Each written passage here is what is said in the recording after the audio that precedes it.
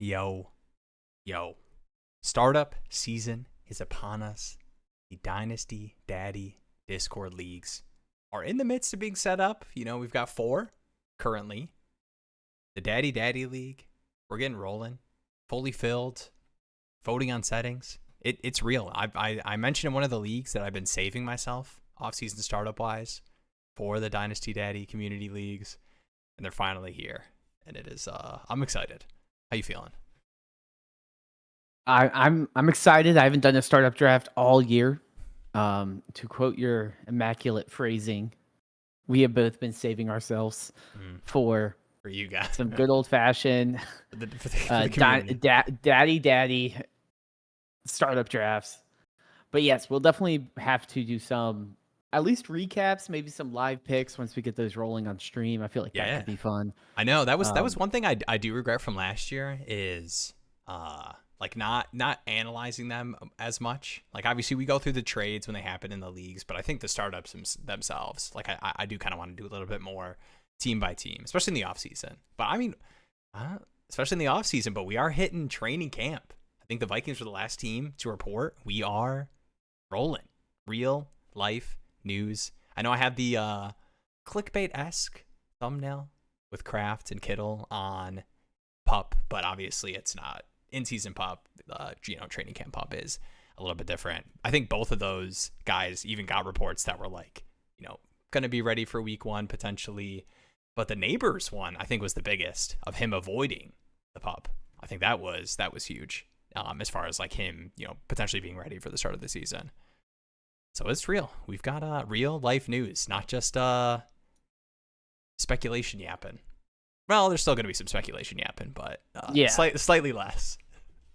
I will say, I mean, I think the Neighbors one everyone kind of expected, just based on the timeline of the injury. And I'm obviously not a doctor, nor am I a Giants fan, so I don't know all the ins and outs. But it sounds like the ACL and the meniscus tear, and then because they're toward meniscus, it took an extra month to get the ACL surgery. Then he had to go back in and do some cleanup. So I imagine first 4 weeks or so, I hate to use it as an example, but it's kind of like Rashee Rice last year, where it's like, oh, he's suspended, but you pick him and you know that later in the year he should come back and be able to produce at a solid level. And that's kind of how current season Malik Neighbors looks to me. The biggest surprise to me was the Charbonnet news of him potentially playing for week 1.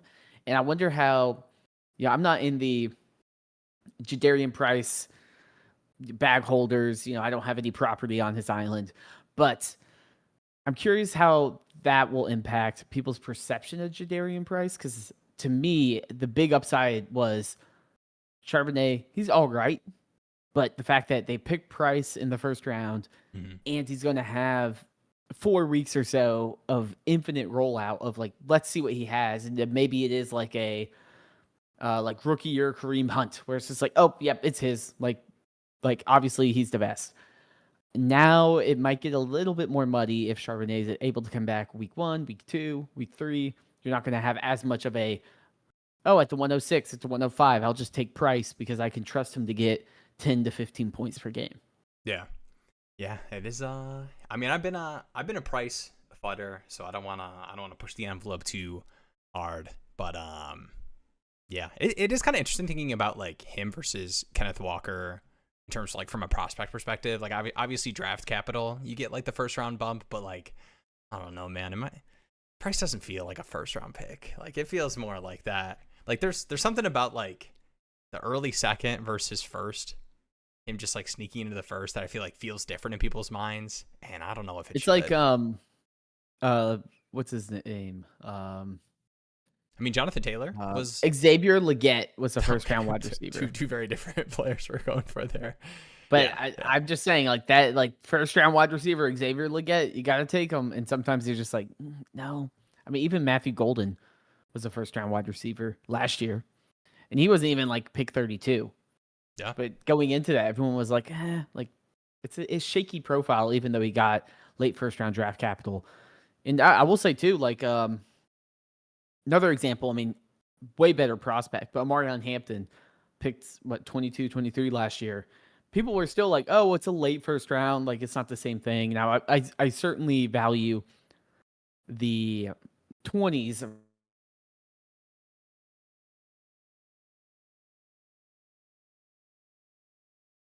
Jeremy, did I lose him? Wait, should we click the Jeremy full cam just to see what it looks like? All right, it's a little funny. Wait, can you hear me, Jeremy? If you're there, keep talking about Jadarian Price. No, I got scared for a second because usually the technical difficulties are my fault. This is like the 1 out of 10. And shout out to Becca for being just right there immediately with the sorry fam. All good. All good. Oh, I'm hearing something. I believe. What is I it? am on my phone. The house is completely pitch black. Oh, All no. the power is out, but we are still doing it. I can't see chat. All good. I'm sitting in the dark. No. Dang. I bet you Becca was doing something fun power related. I don't know why. I know like 6 things about Becca, and so when Jeremy told me she was off to bed, I assumed she was sitting watching Hannah Montana or something. So we'll have to get an update if my guess was right. Cooper, what's up, boys? Daddy startup incoming. True. Coop, let me know. The people want to get the startup started. You let me know when the start date needs to happen, because I know you told me you're going to be out of the country. I've been leaking a lot about Cooper, but let me know when your start date you'll be comfortable. I think it was trying to break into his house. Yeah. Nobody in Cooper's probably he's off the grid enough, I believe.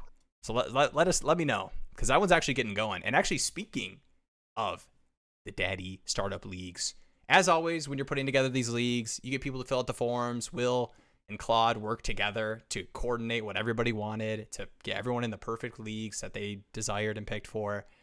We got some people that are dropping, and we've got some potential non-joiners. So if you are interested and you feel terrible and sad that you didn't sign up in time for the Daddy startup leagues but want to still be in it, at me at Discord. I will DM you. We will see if we can get a spot for you. I think we'll have spots in both the best ball and light up leagues. So if you're interested in either of those, at me in Discord. We will get it figured out. If you're on the Discord, link in the description. There we go. All right, Cooper here. Just completed.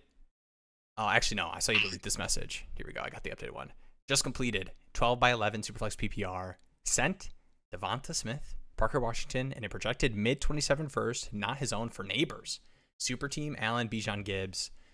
Wide receivers, Amon-Ra, Olave, Zay, Evans. Felt I had the depth of wide receiver. Thoughts?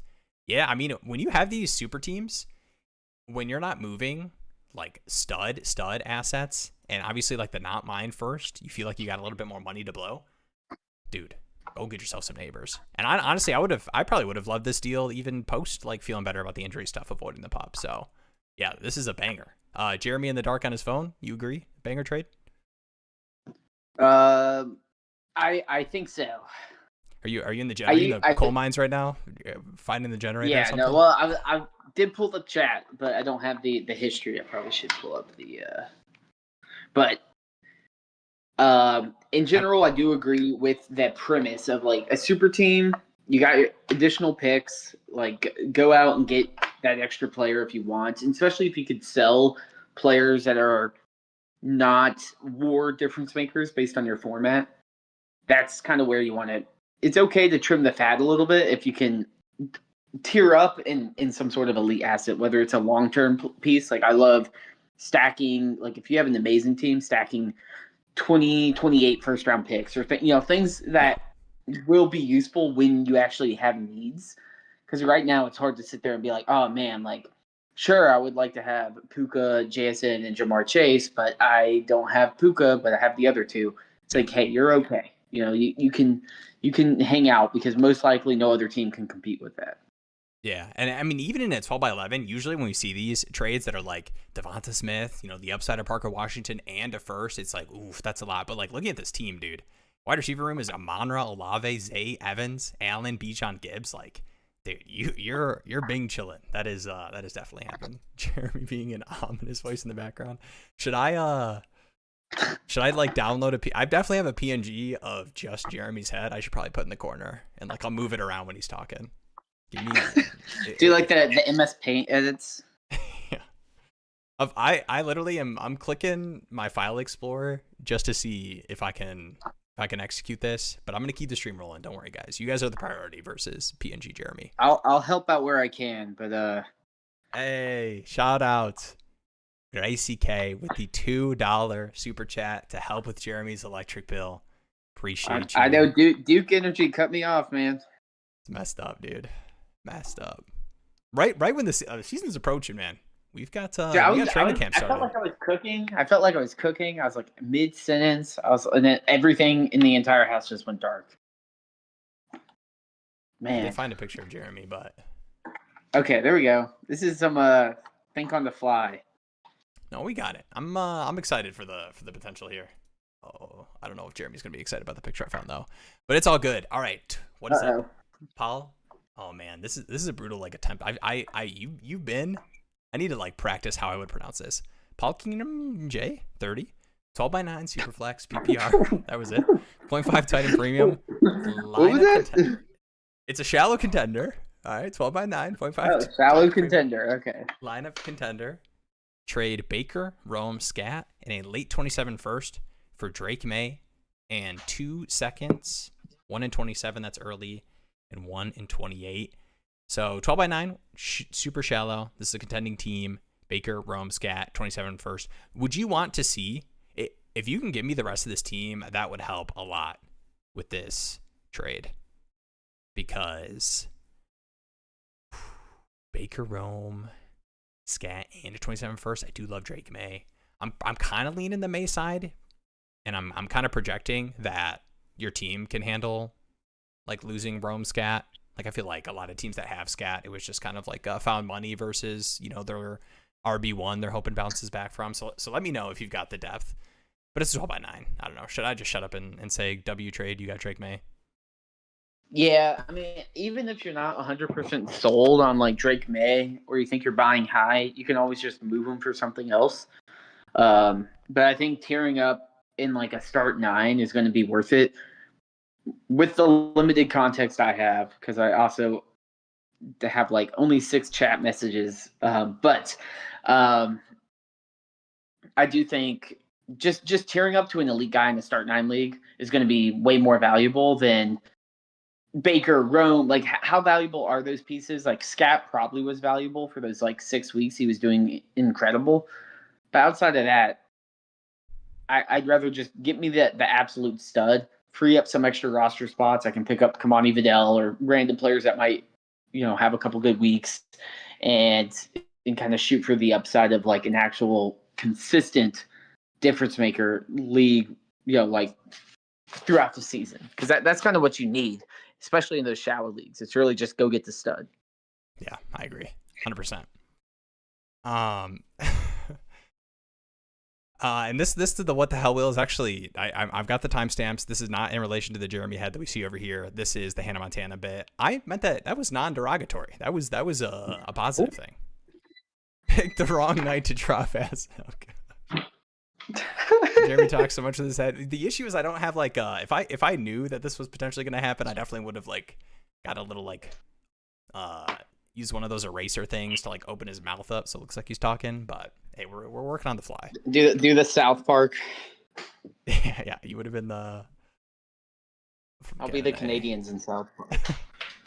Power's back. Okay. I don't know. I was kind of looking forward to moving around Jeremy's head the whole stream, but we'll see. Echo But League hey, we can keep the bit. We can keep the bit. Okay, sounds good. Echo League stand up, yes, sir. Nick Take Jake is in the Echo League. If you want to be in a league with Nick Take Jake and other people and me and Jeremy, let me know. Message me in the Discord. We'll get you in there. What is up, Michael?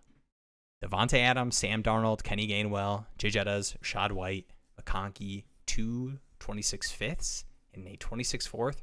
Christian Watson, JJ, Pat Bryant, Rondé Gatson, Trey Harris, 3 27 firsts, 2 28 thirds, and 1 28 fourth. I'm going to cut some fat mentally. The fourth and the fifth and the fourth I'm removing mentally. You're trading Devontae and Darnold and Justin Jefferson and McConkey. 3 27 firsts. Christian Watson. I think I'm taking the Jay Jettas, Darnold, Devontae Adams. Like, you're getting the locked-in QB extension. I am a buy Justin Jefferson guy. Lad McConkey as well. I think I'm taking that side. And look who's back. Dang. I'm going to disagree with Will. I put you on the full camp. All right, that's it. We're going back to little Jeremy. We're gonna hide you. Can you see the trade? It's all right if not. I think this is a pretty clear. I'm going the Darnold, with the Jay Jettas, McConkey. Adams, Darnold, Gainwell, Jettas. Yeah, White. 327 first in Christian Watson. That is just not enough firepower for me on the other side at all. Yeah, I mean, what you're getting is like a full starting lineup. And my question would be, how many are early? Like, okay, is it the locked in 1, 2, 3? Yeah. You know, is it Arch Manning, Cam Coleman, Jeremiah Smith? Then maybe I'll be like, okay, yeah, like let me just reload. But realistically, Adams, Jettas, McConkey, I mean, all of those guys are, I mean, Jettas is probably like a 1.5 at least, like an early 27. Oh yeah, I would move plus. to first for Justin Jefferson. And then McConkey's like a first plus. Yeah, I feel like just at a certain point, there's too many things going back and forth. I'm like, what's going on here? Like, let me just stand put because I get the 27 hype, but I don't think there's enough on the other side to make it super interesting. Yeah, I love the move. If this is in the inbox, I'm smacking accept. I'm not trying to nickel and dime. To also start 3 running back, and I have Jency Love Monty, so looking to win. One will be sure 101, but the others are who knows. Okay, I mean that does make it like slightly more fair, but to me, it is like not only is it Justin Jefferson, but like you're also getting Lad McConkey and Sam Darnold, and like you're not giving a QB that I expect to be a starter anytime soon. No offense to the JJ McCarthy stands out there. Hey, they're splitting reps, right? I think that's what they're doing. Yeah, they are. I had to rewind the stream because I couldn't see what the Jeremy head was. That's a good bit. That's a good bit. Nice. For better or for worse, I was planning on doing it the entire stream. As long as you were willing to continue to be in the dark on the phone, I would have kept it going. Hey. What's up, Gracie K? I would love to join a league with you guys. I'm a dumbass at times, but I don't see your Discord link in the bio. Please don't yell at me. It should be in there, I believe, because Jeremy, I think you just kind of copy and paste every single time. Is that true? And do minor updates. Okay, I mean you don't have to put me on blast. I'm just trying to solve the problem. I just got back. Yeah, no, it's the default template. So I think, if not, let me double check. If not, we will definitely do some troubleshooting and get that to you. Because I would love to get these rolling. I was thinking about it. I was like, selfishly, I want to get these rolling because I'm itching to like get in a startup and be on the clock and be talking moves. It gets me going. But also, like, we are kind of getting to, you got to get these startups going, man. Like, we're getting pretty close to preseason, and you know, obviously with training camp starting, like it's real, guys. Hall of Fame game. Mark your calendars. Get your popcorn ready. Panthers. Yeah. Come on. How tough it was typing this out. No, I think this is a great move. Let me know if this is inbox offer or if this is something you were trying to send. I figured it out. It was in there. Let's go. We're 3 for 3 on troubleshooting the Discord. Shout out to us. Let's go. Hey, this has been a big troubleshooting stream so far, but I feel like they kind of all are in some capacity. There's always something going on. I don't know. We're 19 minutes in, and this might be up there. This might be up there with the the trouble is thinking shooting. Quick on your toes. There we go. Hey, what's up, Kyle? I know I feel bad. I gotta put myself on blast a little bit. I did sign up. Tell Kyle I would do the hobby box league he was doing. Did you find somebody else? And my wife was talking to me, and she always rips me apart. I've talked about this, where she's like, how many leagues are you in? And I was like, well, you know, we're doing 4 startups this offseason. She's like, all right, how many is that now? And I was like, ugh. She's like, are you doing any other ones? And I started thinking about it, and I was like, especially looking forward. And when you have to make cuts, I never want it to be Dynasty, ever. And it's always got to be new redraft. And unfortunately, Kyle, this was the one new redraft league I was in. So I'm sorry, man. Okay. I might just force my wife to do it. Hey, let's go. A wife for a wife, an eye for an eye.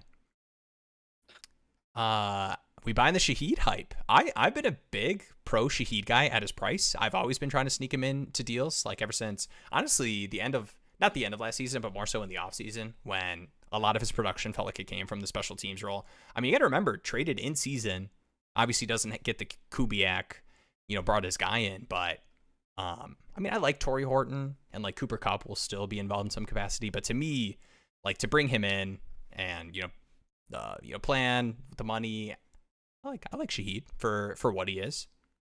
Wouldn't surprise me at all if he was like a 70-80% route guy for that team. Yeah, I mean, he's a perfect best ball type of guy. Like, I Yeah. love having him in best ball because I don't want to have to bet on his usage being consistent. But I will say, I believe last year, and correct me if I'm wrong, but I believe they traded for him mid-season. Yeah. And I think a lot of times when a wide receiver is traded mid-season, it's hard for them to fully get installed into that offense. So I imagine his role will grow more as he gets a full offseason, training camp, all of that stuff. I know it's easy to think it's like the NBA or something where it's like, oh, the Cavs just traded for James Harden. How's that going to look? Yeah, just It's a lot harder to run a fly. Like it's harder to have him get the chemistry with the offense and know what to do in that scheme. So I imagine Shaheed and I mean, from what it sounds like, Shaheed is a guy that coach likes. Like, there's a reason they brought him in. He fills that role, and he doesn't have to be a number one. I mean, we saw him in New Orleans drive for a little bit as kind of that number two next to Olave. Now you get the upgrade to JSN as that number one, and in a much better situation. I expect to see him maybe not put up those amazing numbers that he had during that stretch, but at least be more of a solid like flex option. Yeah. Now I do need to say out loud, if we're talking about Shaheed, that he has entered the Will mindset of one of my favorite best ball picks in some of the early best ball drafts I've been doing, and we will be doing. Dynasty Daddy, Will best ball stream nights. Thursday. I can't wait. Should we do it Thursday? Let's do it Thursday. This Thursday night, the inaugural Will best ball draft stream. We're approaching August, the birthday best ball, birthday week. Let's go. Okay, no, this is what I was going to say. I don't have a great track record with my favorite late round wide receiver picks in best ball. It was Darnell Mooney last year. Yeah, that one's rough. 2 years ago. Oh, who was it 2 years ago? It definitely has been Shaheed. I think the good start to that Saints year was Shaheed. So that was good for a minute. Travis Hunter, not my fault. Pre-draft. Something like that. This is interesting. PPR and return yard scoring. So this is back to that big trade that Devontae Adams, Jay Jettas, Ladd McConkey, Sam Darnold for the 3 firsts, and Christian Watson. Yes. PPR and return yard scoring. Super flex start like 15 or something. Like when you're talking like that many starters, and I mean, look at all the starter upgrades he's getting.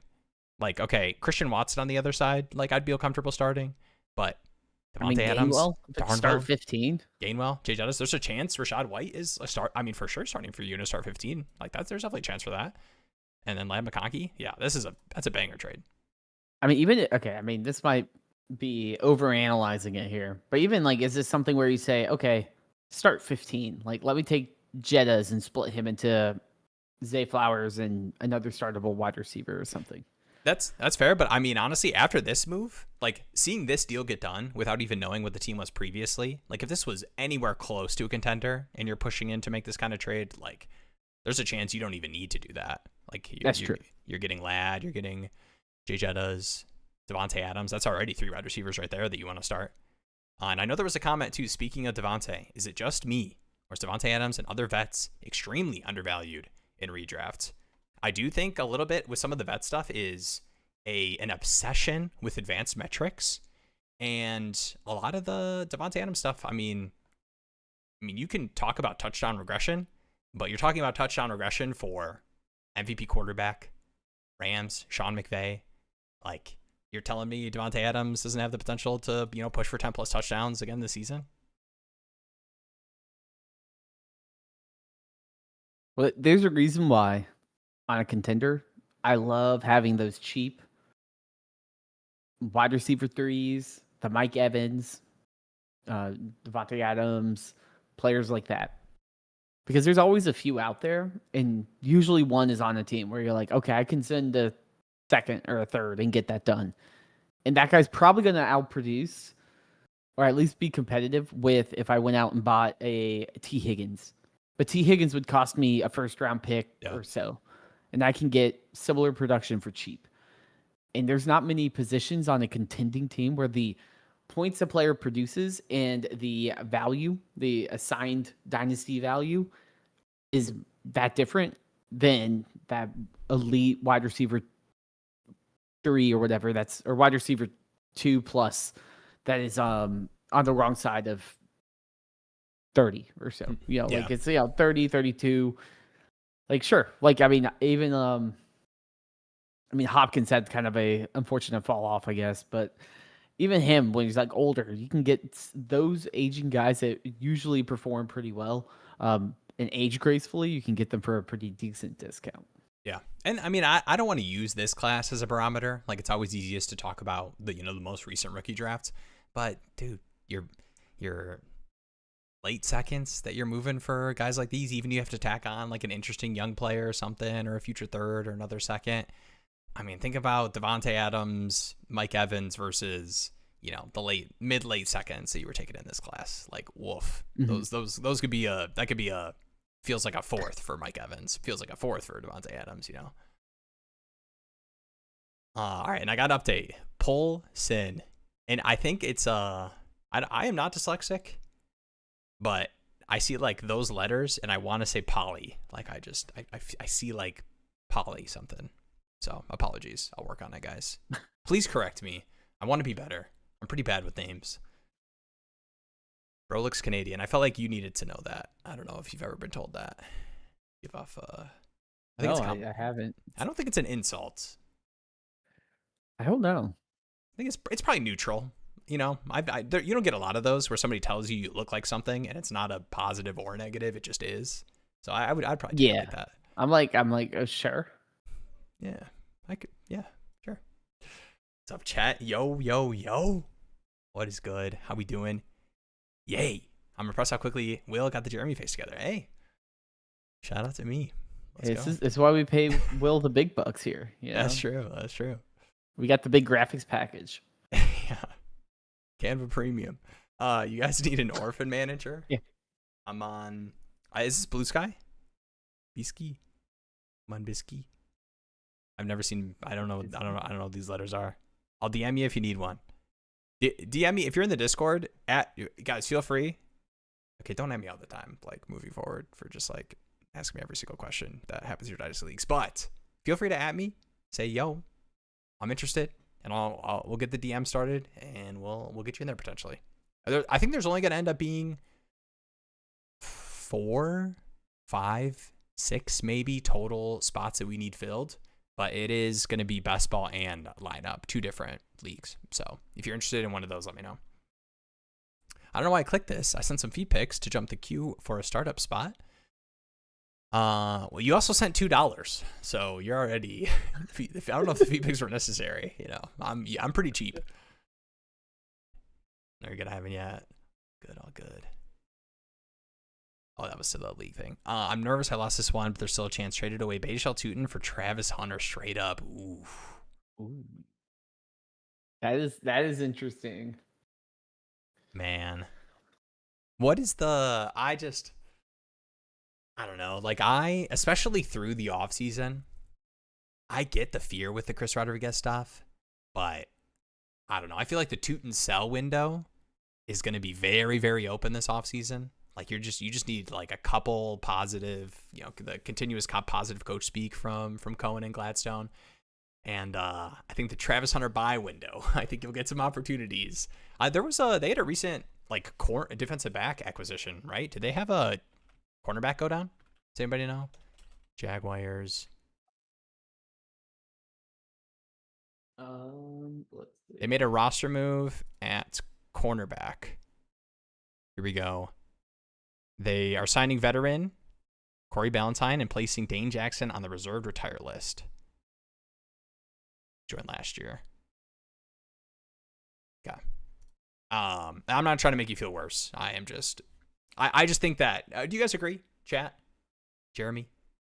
Like, if you had to label having good buy windows this offseason and having good sell windows this offseason, don't you feel like Tootin's pretty high up on that sell window list, at least for the opportunity, and Hunter's probably pretty high? I mean, I think there could be positive continuous coach speak for Hunter, but I don't know.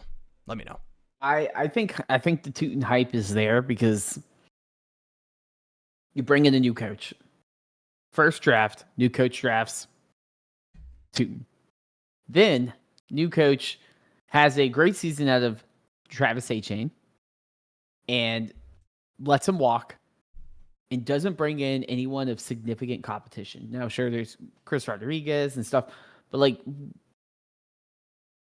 we can color the story, but like Chris Rodriguez wasn't some crazy league breaker. I mean, he was. Yeah, we got drops over the past 2 seasons, like for his current team, and like the most recent thing we saw, and you do get the Kentucky like coach stuff with Cohen for sure. Like if you talk about him getting his guy in Tootin, like you got to talk about it a little bit with Chris Rodriguez, but I mean, second year of Tootin versus what year are we in for Chris Rodriguez with? I think 3.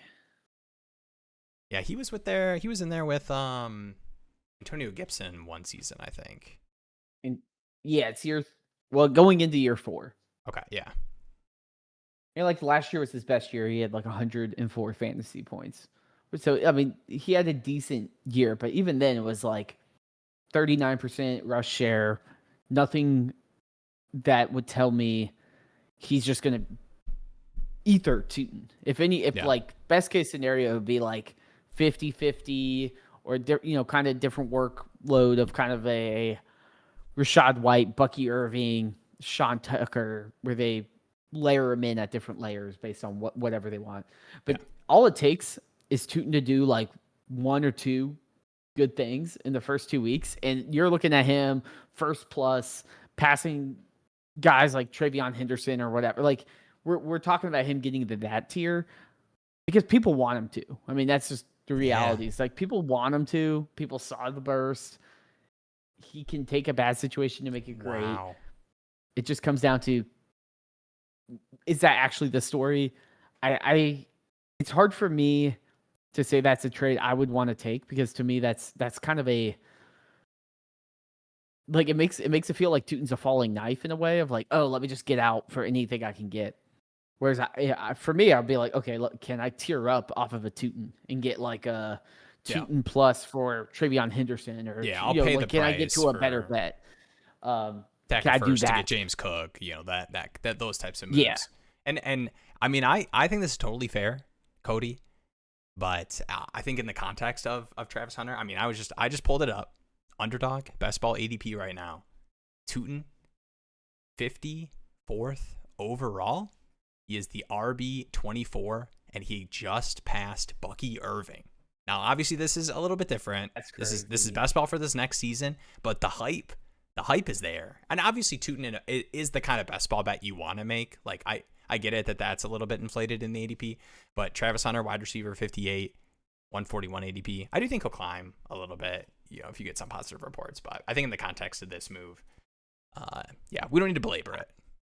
I don't know if I agree with this stance. Wait, I missed something. Hunter is a safer asset. Was it this one? Yeah. I don't think Hunter's a safer asset. Like, I think if Tootin busts, then Tootin would be worth what Hunter is probably right now. I think in terms of like NFL career. Again. Yeah, but I think, like, I guess in terms of NFL career, I think Hunter's the safer asset in terms of he's probably going to play meaningful NFL snaps, whether it's on offense or defense.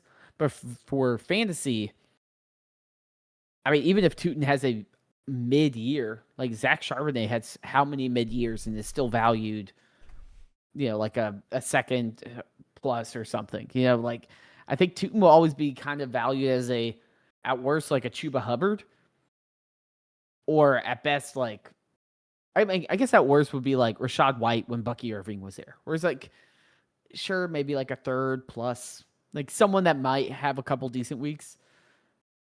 But the upside is certainly like Tootin, like, take over this backfield if you want. Like, can you do it? That's kind of the challenge. Yeah. To be honest, what I'm thinking is that Hunter is very good. The trade went down early offseason, shortly after Rodriguez signing, yes, according to ADP, I got killed. Yeah. And I do think that there is, for sure, something to be said about, we think about Dynasty in a very, very short-term lens, but unfortunately, or fortunately, for some different reasons, most Dynasty managers do. So, a lot of people are thinking, week 2, week 3, just look at the ADP, Daddy, KTC, whatever you want, the massive shifts we'll have in players over a 2-3 game sample size, just based off of expectations heading into the season. It just always happens. It's just how it is. Name of the game. Yeah, nothing to the move. Just like told the player, projection of Tootin specifically overhyped, clear cut number 1 offense. Yeah, for sure. Yeah, I think too, like in Dynasty, if you're doing the startup now, it's different, right? Like I think it's a safer pick to do Travis Hunter in like round, I don't even know, like round 12 or something. Oh yeah. Versus making that Tootin bet earlier. But a lot of people are kind of doing the reverse in Dynasty because most of them probably ended up with Tootin mid to late second last year versus Hunter, which was like an early first. And for me, I think Tootin's kind of like a Scatterboo, where it's like, hey, we're hoping there's found gold there. And the fact that no significant running back competition was brought in, and even the one that everyone's kind of starting to steam up a little bit. And I do think it's good to take a bet on him because Rodriguez is pretty cheap. But even him, it's like injured. It's looking like Tootin should have a clear path to actual production. And maybe we will see a more fleshed out role. And I'm optimistic. I mean, it's something too. It's not like a regime change or anything has happened, right? Liam Cohen's still there. It's his guy. He picked him. I expect him to be something that he wants to utilize in the offense, unless Tootin is showing something like, I know he had some fumbles. Like, unless there's something crazy going on in practice where it's like, okay, this is obviously not someone that we can rely on. But Tootin's certainly, I think, right now the most interesting player. I believe he's currently the most traded. Yeah, he's the most traded player in all of fantasy right now. Yeah, I'm pulling up the database right now. Let's we've been yapping about it enough. We'll close on looking at some Tootin deals.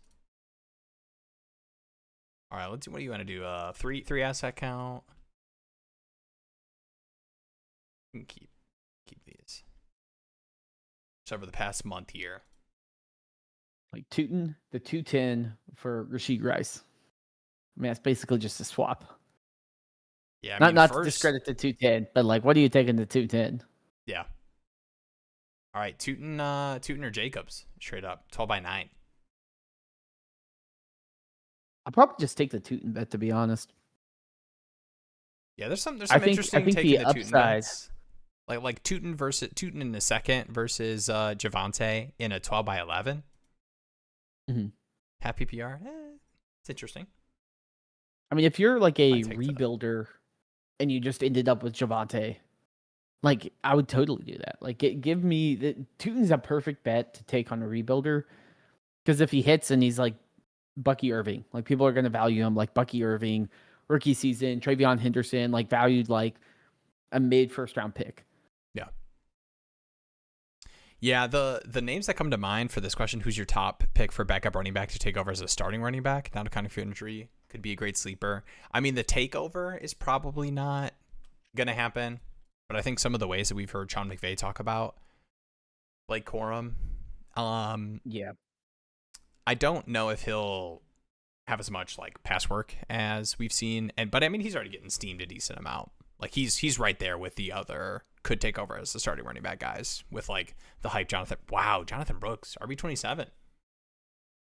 Right behind Swift. I was about to say, I think Jonathan Brooks I guess there's a pretty harsh fall off here with here. So like RB27 isn't as crazy as it sounds when I say it out loud. I don't know about takeover. I think sometimes like that's difficult concept to grasp in like the fantasy lens. Like we think about it in terms of like bell cow running backs don't really exist, but I just want like a role that can produce fantasy points. And to me, some names are interesting. Like I love Bucky, but would not surprise me at all if and I don't want to steam Kenny Gainwell up too much. I mean, we're starting to approach, like, if he were to push up and be like right neck and neck with the like Jalen Warrens and Blake Corums, I would be out. But I mean, if he just has that like Rashad White plus role and Sean Tucker is, not an important part of that backfield. I mean, Jonathan Brooks is at a 3-month high in terms of value. He's up 18% in the past month. I mean, I think Jonathan Brooks is one. I think another one we haven't mentioned, but we've seen some crazy trades around him, is Kyle Monungai with DeAndre Swift. Like, we saw him get some run.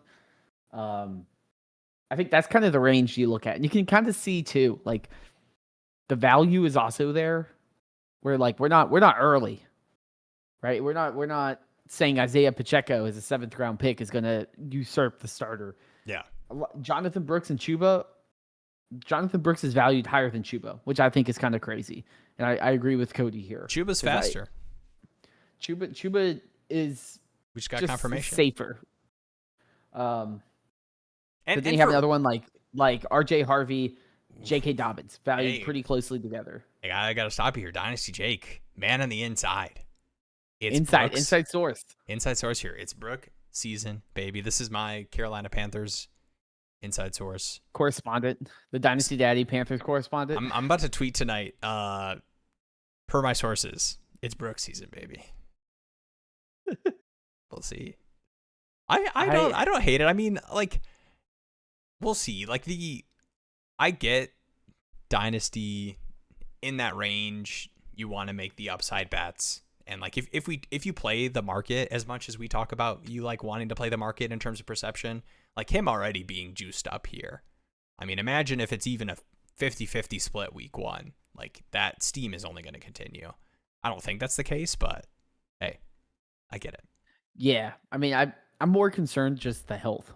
Like, I think Brooks does have some upside, but what teams he play for? He's on the the Bryce Young Carolina Panthers. Yeah, okay. So want to make sure that's a big upside play there. You'll have to get used to seeing Brooks. You'll see that a lot in prime time when he's scoring in garbage time. Yeah, they want to give him some run. Down 20. But I do agree with, like, I don't know, Brooks to me, and I think this is an interesting comment by Cody. If Brooks is up so high after 10 carries in 2 years, why is Marshawn Lloyd buried after being injury prone? I think the biggest thing is the Panthers took him in the 2nd round, and you just don't see that a lot with running backs. And I think that's why you do that. And I think you also sit here and say they didn't bring back Rico Dowdle, and that could have been a relatively cheap deal. And they don't really have that replacement where Marshawn Lloyd is walking into. Still, I don't know. I haven't kept track of the legal situation with Josh Jacobs. Schefter, I think the last thing I heard was Schefter had mentioned somewhere that it's not done. Like it was like obviously like massive and in the news initially. Yeah. And then it kind of felt like things kind of died down a little bit. But I think the last thing I had heard was he had said something like it's not done, which you don't know exactly what that means. But yeah, I just think it's the you got more of a true bell cow ahead of him, and it's like, okay, we've seen Josh Jacobs just dominate a backfield. Chuba, we've never really seen that, and I mean, I think it is part people not liking Chuba. I think it's also just Chuba is like, he is just a completely average quarterback, and not in an insulting way. Like, he is someone where you would say, yeah, he might be like the 20th best running back in the league, but he's not a terrible running back. You look at the list of things the Panthers need. You're not like, we need a running back, but it's also not a standout. It's like, he'll do what he needs to do. And I think that's just not super memorable in fantasy. It's kind of like Zach Charbonnet or something, where it's just, yeah, he'll get me 11 fantasy points a game and I'll live with it, but he's not winning me weeks. He's not putting up even like crazy Travis Etienne numbers or, Derrick Henry weeks where you feel it from not only obviously on the field, but from a fantasy football box scores. You're not seeing those types of week from Chuba. Yeah. And it's not fun to be the, like, pro Chuba having to talk down about the hype for, Jonathan Brooks. But I feel like we as a community don't want to give the injury discount to players that we don't like. Like, we will happily give the injury discount for like a bounce back for production for players that people are into. But like Chuba last year, like 100%. I mean, everybody's playing through injury, but he talked about it 100% played through injury last year. And then we saw when it counted most, who was the team leading on in the playoffs. Like it was Chuba, even after what Rico did for that team. Mm-hmm. All right, enough Chuba. Actually, one more Chuba. This is interesting. Swift going in the 8th round of a startup, so that's a 2 to 3 round bump already for Brooks off those rankings. Man, if you're in the startup, are you clicking that Brooks? That's sketchy, dude. 8th, 9th round, we're clicking Jonathan Brooks. I don't think I'm doing that. Like people like to take those bets. I'm not there yet. Somebody had the gall. Tell me, are you clicking 8th, 9th round Jonathan Brooks when you look at this? Some of these receivers right there, 904. Terry McLaurin right there, Josh Downs, Wandale. You got these vet receivers. Are you clicking the Jonathan Brooks button? Let's see. Brooks. I don't think, honestly, when I look at some of these other running backs, I mean, Chuba in the 11th versus Jonathan Brooks in the 9th is intriguing, to say the least. To me, the Bashal Tootin is early 8. And that feels right, but I also feel like the upside of Tootin is so much more exciting than the upside of Brooks. Like, I don't think there's a reality week 8 where we're sitting here being like, Jonathan Brooks is RB11 in Dynasty.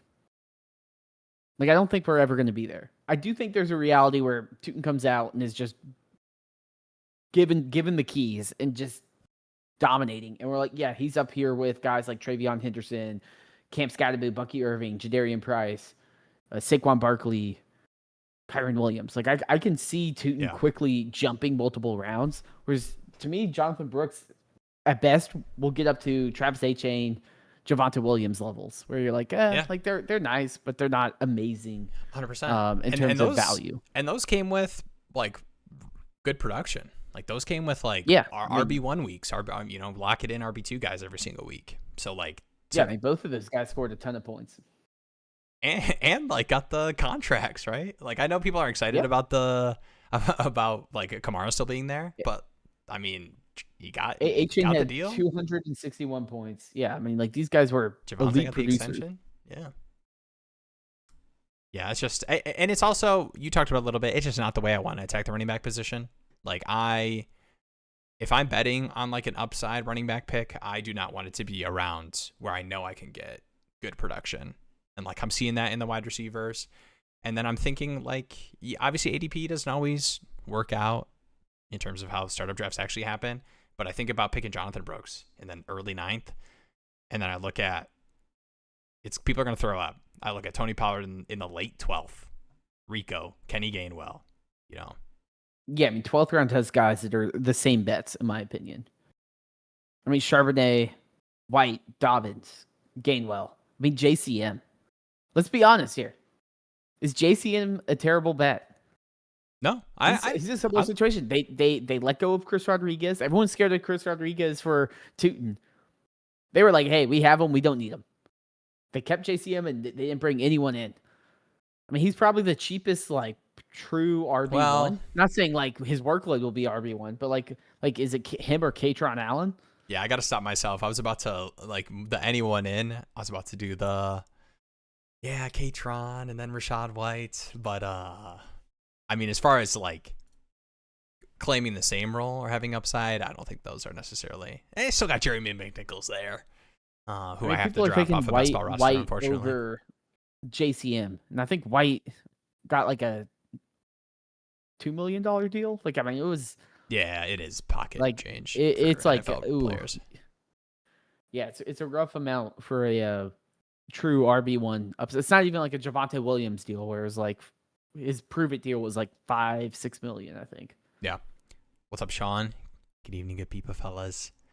All right, that is enough. Panthers running back room. It stops here. No one wants to talk about Lions running backs. We'll talk about Trevor Etienne. There's some. What are the odds? Okay, we're gonna do this. That Grant, Jonathan Brooks has a better fantasy finish than Gibbs. Grant, I'm not moving my mouse. Okay, I will not forget to click your chat to come up right after this. All right, if you guys want to hop into the tinfoil hat room with me, the Drew Petzing led conspiracy theory.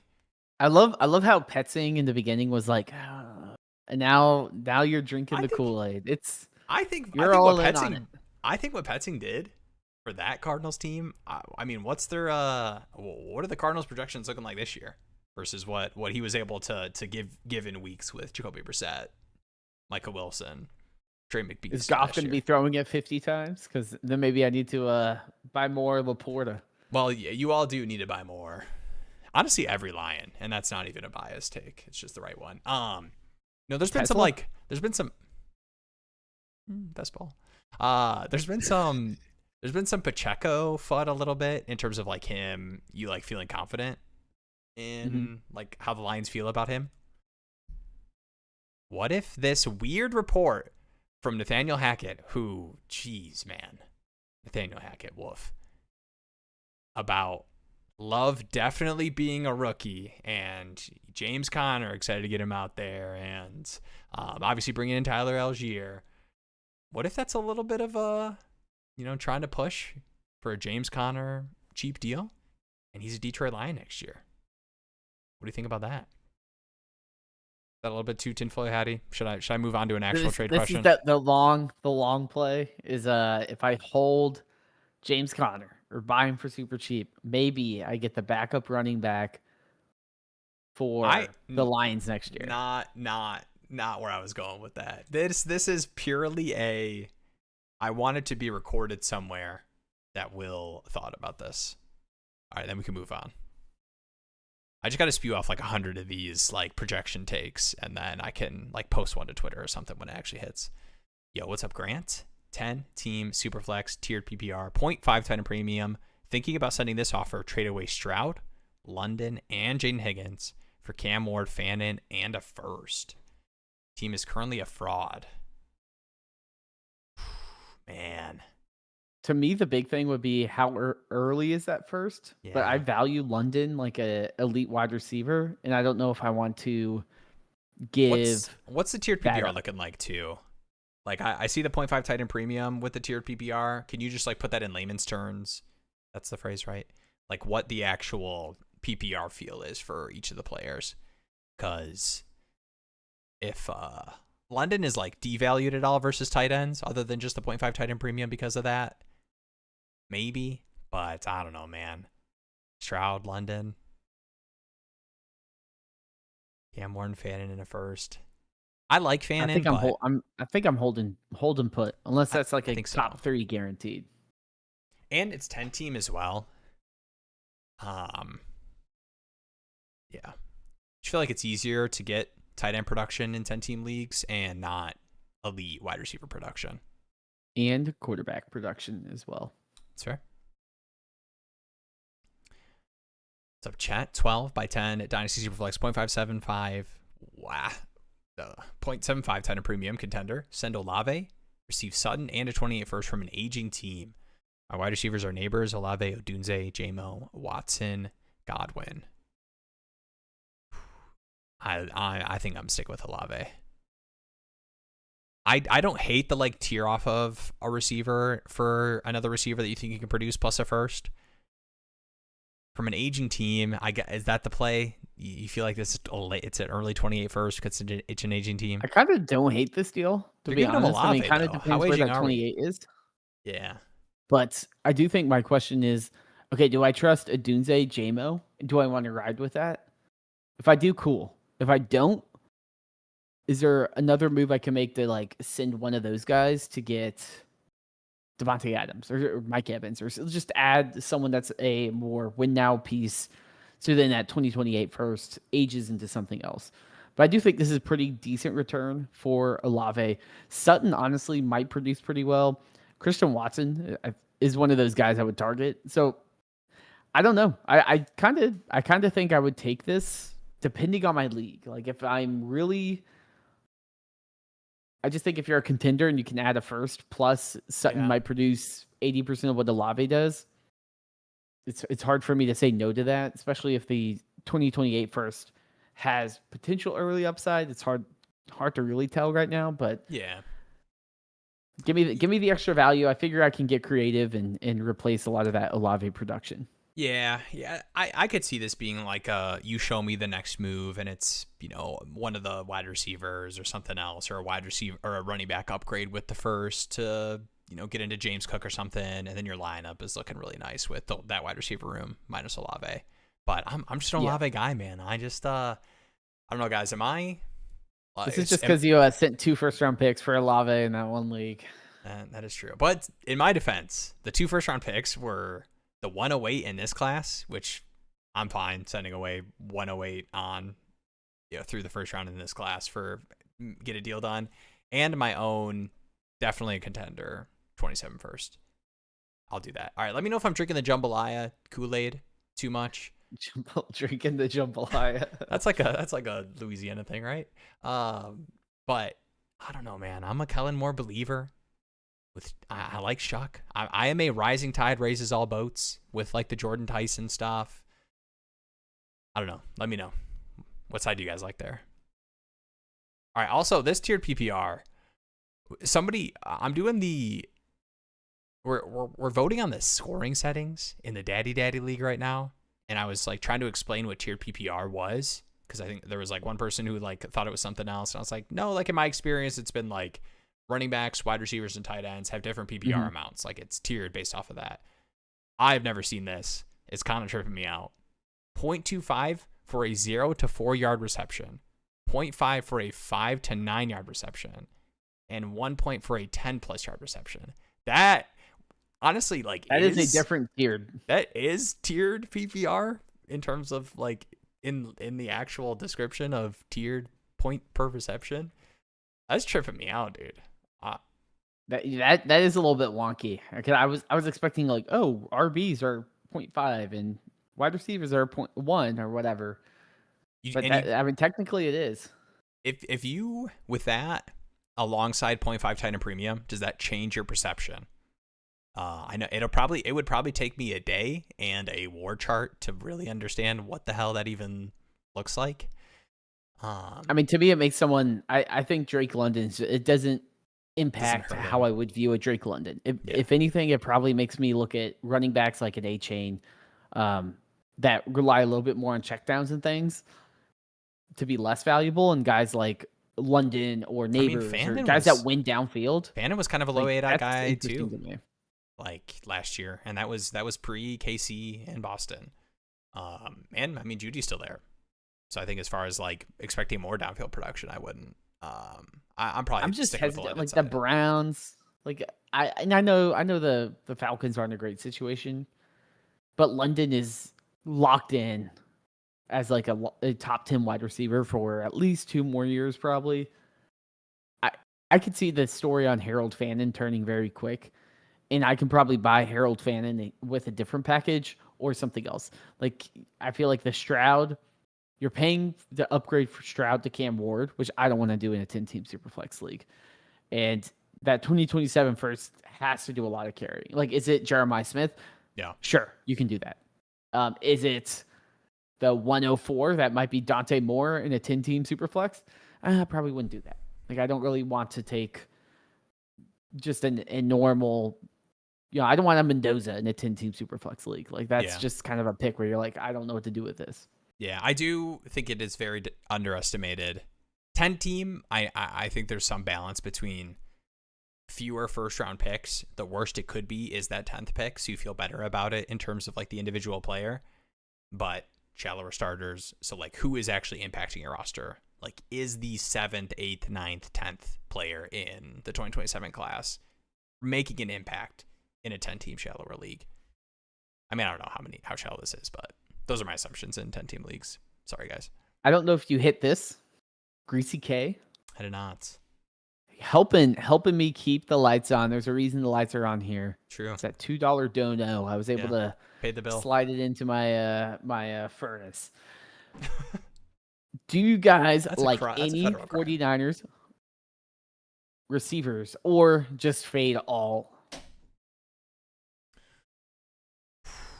I will say I don't know, like, maybe this is a different, if just a general NFL show. I think if we did a draft of worst off seasons in like the past 10 years in the NFL, I can't think of a worse off season than the 49ers this year. Is this Kyle Shanahan car crash related? Yeah, I mean the car crash. You have Ayuk, like, Yeah. you have the substation. It's just like, what is going on? Like this whole organization is a mess. Yeah. What it seems like this offseason. Like I there can't be, like, the HR people there are working as hard as Christian McCaffrey is, trying to make sure this 49ers team doesn't look terrible. Yeah. So I mean, I can't think of, just from a PR and a vibe standpoint, like the 49ers are got to be one of the worst off seasons of all time. With that being said, I like Mike Evans. Like I know 10th round feels a little rich when you look at some of the these other players, but man, you're telling me Mike Evans can't do what Juwan Jennings did 2 seasons ago for that Niners team? And like, I get it, they absolutely feed CMC in the goal line and the red zone. But man, if you're just talking about offenses you want to buy into, hard for me to not believe that we get some spike Mike Evans weeks. I agree with that. I think Mike Evans is the one to have. I'm kind of interested in Stribling, just because, like, rookie upside. Yeah. They really overinvested in him. They probably see something or see him for a certain role. One player to me that did an Irish exit in my brain right when he was drafted was Ricky Pearsall. Like, I'm like, okay, cool, he's drafted. Never comes up on my radar. I barely even think of him as, like, someone. Like, I don't have any shares of him anywhere. I have never even thought about, oh, maybe I should travel to Ricky Pearsall Island or see if there's anything interesting there. I'm like, nope. Like, to me, he's already retired. Like, I just haven't thought about him ever. And I'm like looking up his stats, and I was just like, oh, I guess, he 17% target share. He had 86 fantasy points, played 9 games. Like, yeah, I mean, pretty nothing burger. But he got shot. The one Ricky Pearsall thing. I don't know how to put this into words that people watching a fantasy podcast would want to hear and would actually resonate or mean anything to them. I am not drafting him in the 10th round of a dynasty startup, but I wouldn't say it's a bad pick. Like, I am not out on Ricky Pearsall, and it's a little bit offensive based. Like, you lose Debo, and like, Ricky Pearsall is not Debo, but I think the way that he's been operating in that offense, obviously Debo wasn't there last year, but I think the way he's operating in that offense, I think some of the additions they brought in with Stribling, Christian Kirk's got the injury, but with what Mike Evans could bring to that offense, I think we could see Pearsall win in different ways that excite me in a Shanahan offense whenever he returns from his concussion. So I'm not fully out. But yeah, durability is 100% a question. But yeah, I'm picking Mike Evans if I'm choosing a Niners receiver at cost, for sure. Mike Evans is definitely the one to, like, if you're like, I need production next year, it's Mike Evans, and then maybe someone else shows up. It's interesting. Michael Pittman, the ultimate sleeper. I think the general sentiment, and I definitely have been a part of this general sentiment, is that the way that Michael Pittman wins versus the way they tried to make DK Metcalf, I think, win in the ways that Rodgers likes last year, and I don't think it works very well. I think DK is much better of a downfield guy.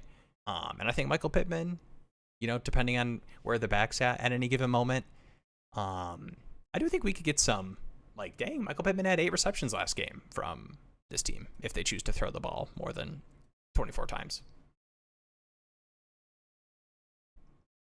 Yeah, no, I agree. I mean, Pittman was a sleeper, a deep sleeper last year. And this year, I think he also is. And I think he's someone that complements DK Metcalf pretty well and fits with kind of the Rodgers style, like a grizzled vet that knows his stuff. I think he'll be a decent fit there. Wow. Grizzled has got to be top 5 ways to describe Aaron Rodgers.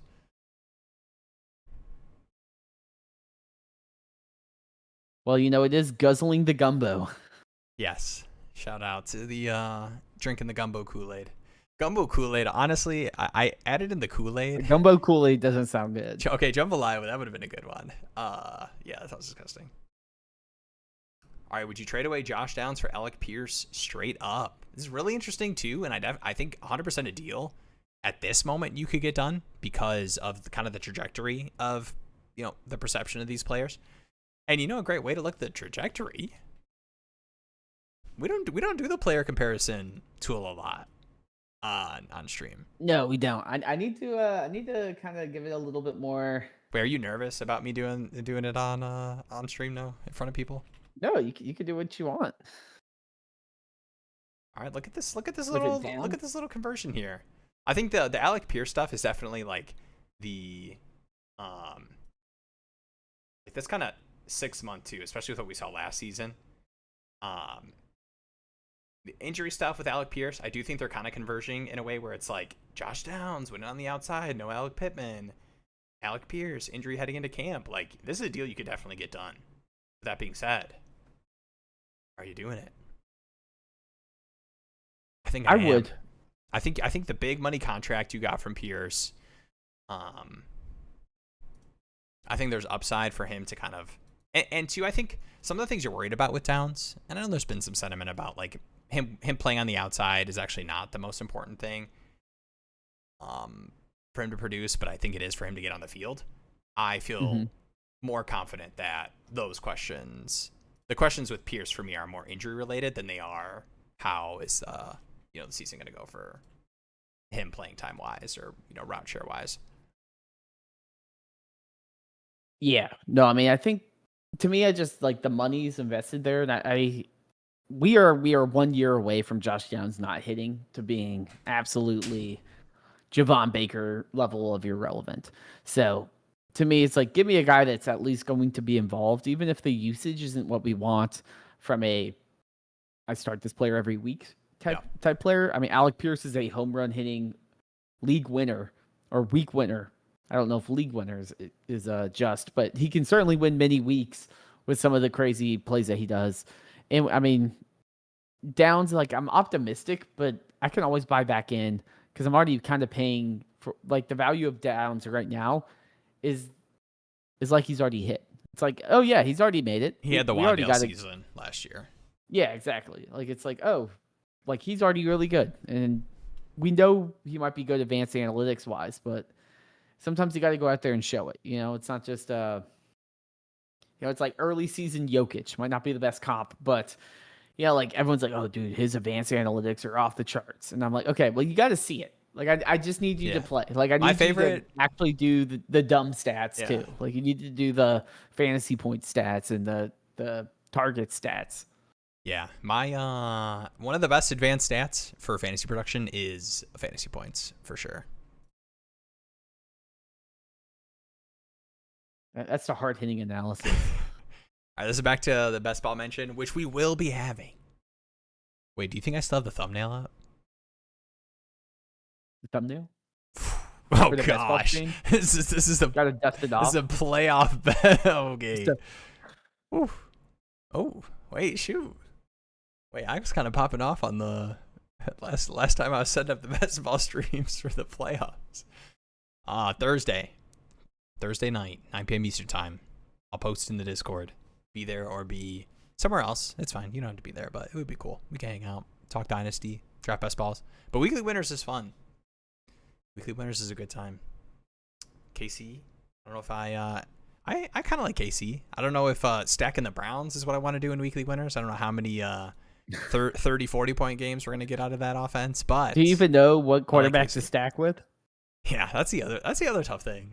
And do you want to also? Or maybe KC is just that I'm never stacking with this quarterback. My fantasy sleeper is Dylan Gabriel. Everyone's counting him out. Who would you prefer as your QB2 in 6-point passing touchdown superflex? Baker, Cam Ward, or Tyler Shuck? Baker, I don't know if you guys saw. He is going to play out doing Baker. The last year of his deal, betting on himself. I don't know if it's the like quarterback bump I'm giving for like the injury last season, but losing Mike Evans a little sketchy. But I'm gonna go Baker. I think that'll be a good situation still, like offensively. Yeah, and I like Shuck a lot, but I do want to be realistic about the sample size and the Saints in general. Like, I am excited about the offense. The pace stuff is great. I like Tyson. I like Olave. I like Delp. But would it surprise you at all, as a Panthers fan? I'm asking this question to you. I'm not a Panthers fan. Would it surprise you at all if the Saints are fighting the Falcons for the bottom of that division? No, I mean I think those teams. That's probably the expectation, honestly. I think the Panthers are expected to be last in the division. Really? Over the Falcons? I think it's because they have the hard schedule. Okay. They just have the harder schedule, but I mean, it's kind of like a meme that everyone in the NFC South is like, everyone in our division sucks, but not us. So I don't want to do that. But I mean, I would say I think the Bucs are probably the best, well-grounded team, even with losing Evans. And I know Vita Vea requested a trade, so they might lose that. But even if their defense regresses, as long as Baker stays healthy, yeah, I think you're going to see Baker, Igbuka, Godwin, McMillan. Like, you're going to see a top tier offense. Bucky Irving. That offensive line will be healthy, assuming. I expect that to be the best offensive situation in the NFC South. And I would much rather just take the Baker upside, especially in the 6-point passing touchdown. Now, if it was 4, I'd probably lean Shuck. He has a little bit more of that rushing upside that makes him a little bit more interesting. But with 6-point passing touchdown, we've seen Baker sling it. I mean, Baker was a top 8 quarterback like multiple years. Last year, he through 6 weeks or so, he was MVP. So I expect to see more healthy, motivated Baker. And like you said, playing on that contract, no contract. I'm curious to see if the Bucs do like a full blow up. I mean, I feel like they're old. All the Brady guys are leaving with Evans and Vita Vea. So I'm curious to see if Baker's going to walk and try the open market. I don't know if I would want to pay $70 million for Baker Mayfield. Yeah, I do think I agree that I think more likely Baker's walking than he's like, oh, they drafted another guy and he's gonna be the backup quarterback. I think they'll bring the in Bucs, Gino. yeah, when he gets written off one last time. Pollard 4 straight. That's the funniest thing. He had such crazy. an iconic line that written off, and then he's like, "Oh, I'm going back to the Jets." Yeah, he responded. He returned to sender. Yeah, that's not what responding is. But all good. Yo, I don't know enough about snail mail to mail. Do you know enough about mail to be sending me my birthday merch in the next month or so?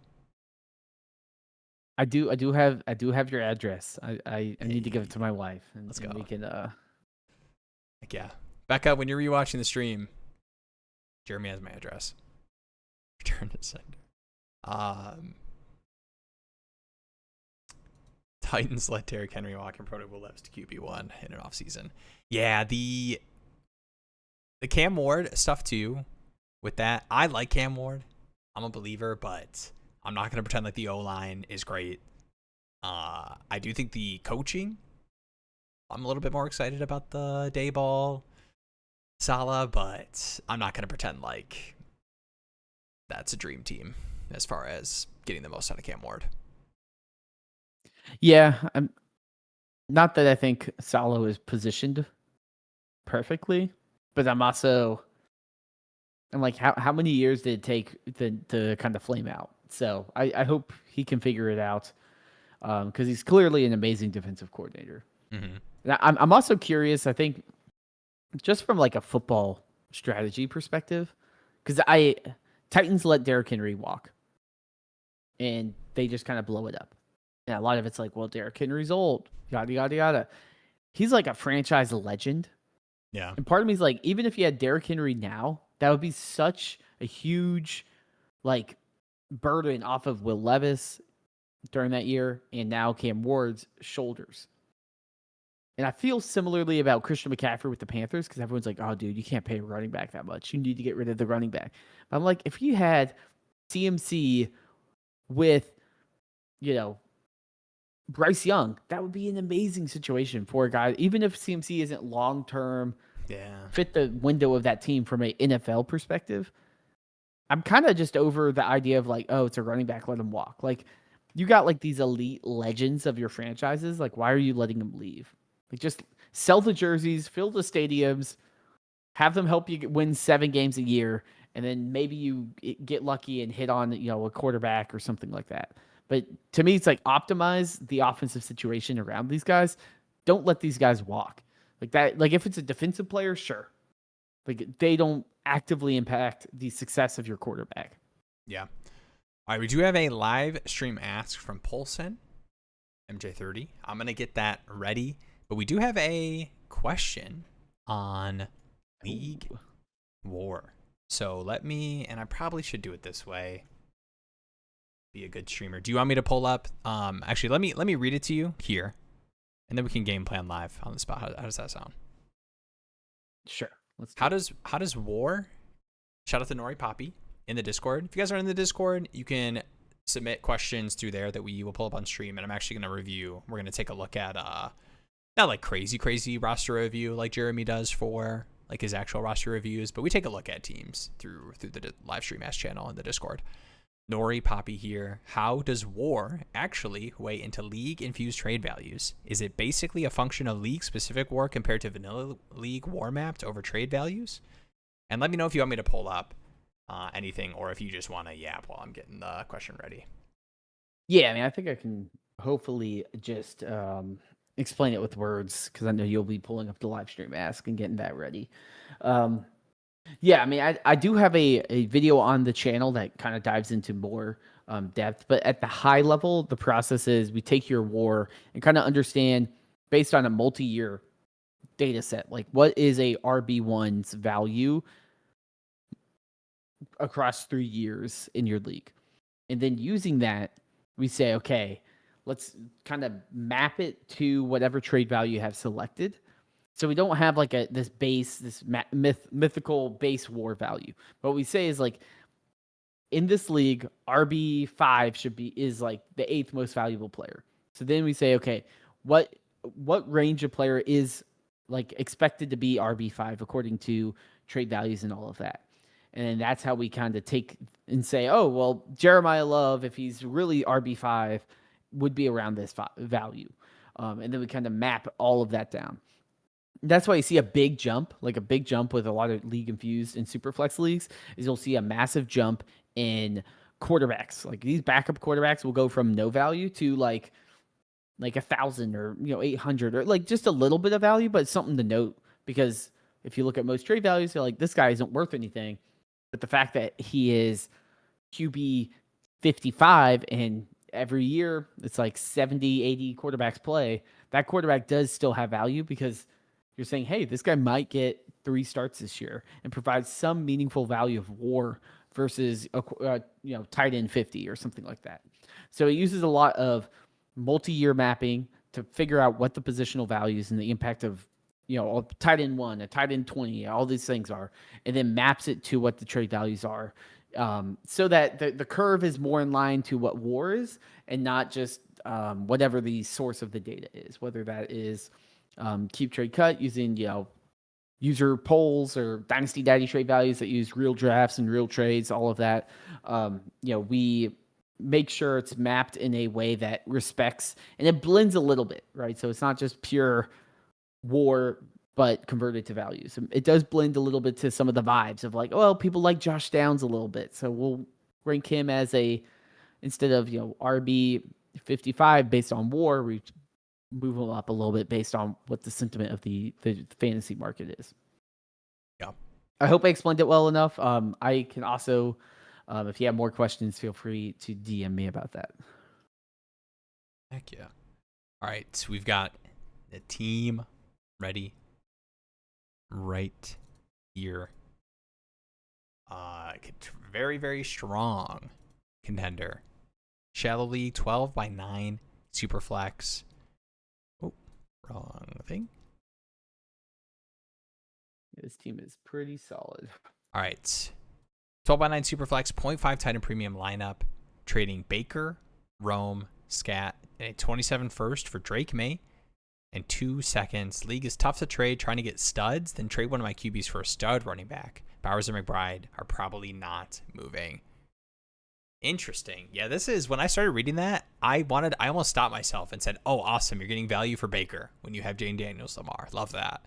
And then I saw it was to get Drake May. But I do think there is something to be said about getting value. If you're going to get value for quarterbacks in these shallow leagues, it's Lamar, it's Jaden Daniels, it's Drake May. So on the surface level, looking at this team, do you like that? Your own 27 first to get this deal done. It is a very strong team. I think I would do it just because Drake May is better than the sum of the parts. And then can I use that to go get like a Bijan Robinson or like can I get an elite player that's going to impact my lineup? Yeah, like I think if that trade, if you were able to loop in the third part of the trade that you feel like you could get done, and I'm going to look at some of these teams to kind of get a feel for what kind of running back we could go after if they feel like Bowers and McBride aren't able to be moved, potentially Loveland, but we can talk about that later.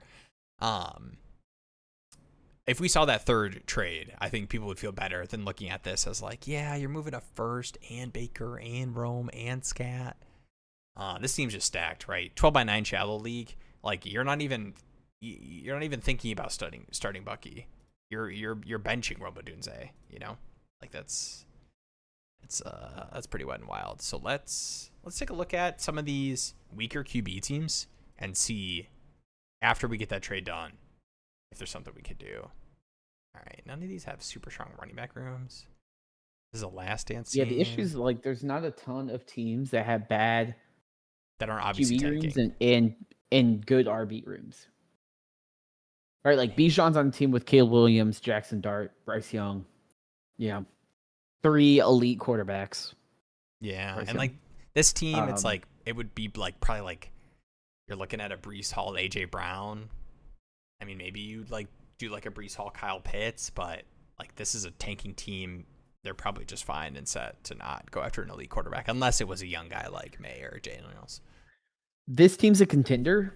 The big Jarbo Wowski or whatever does have Gibbs, Hampton, Josh Allen, but QB2 is Jared Goff and no solid QB3. So they could potentially, like, I think the nice part about Drake May is a tier of quarterback. It's not like I'm going around asking, hey, do you want Brock Purdy? It's like, no, I'm asking, do you want like one of the best quarterbacks dynasty-wise that we got?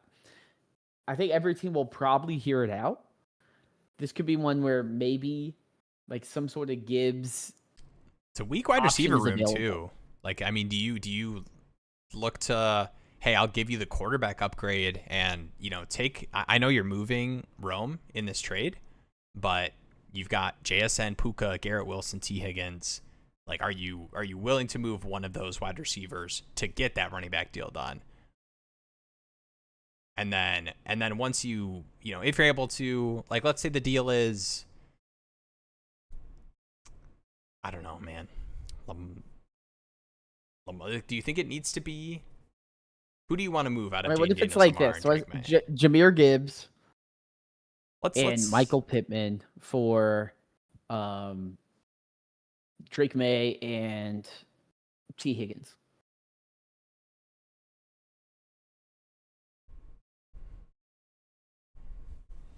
Say it again. Drake May and T. Higgins for Jahmyr Gibbs and like Michael Pittman. I'm putting in Jaden Daniels in place of Drake May for now after that trade gets done. So Drake May, T. Higgins. If you hit the sliders next to the fantasy market drop down, you can filter the rosters so it won't. You can put Drake May without it being Jaden Daniels if it's filtering the rosters. Okay. Oh, and then you can filter the rosters after. Okay, wait. So the filter rosters is on by default. But the filters rosters is on by default, which I and do so like when you won't I'm see it. looking at these. But obviously, when we're doing 2 trades in advance, that's good. That's a good shout. All right, say your trade again for the third time. Will's finally listening. So Drake May and T Higgins Yes. for Gibbs and like Pittman or something.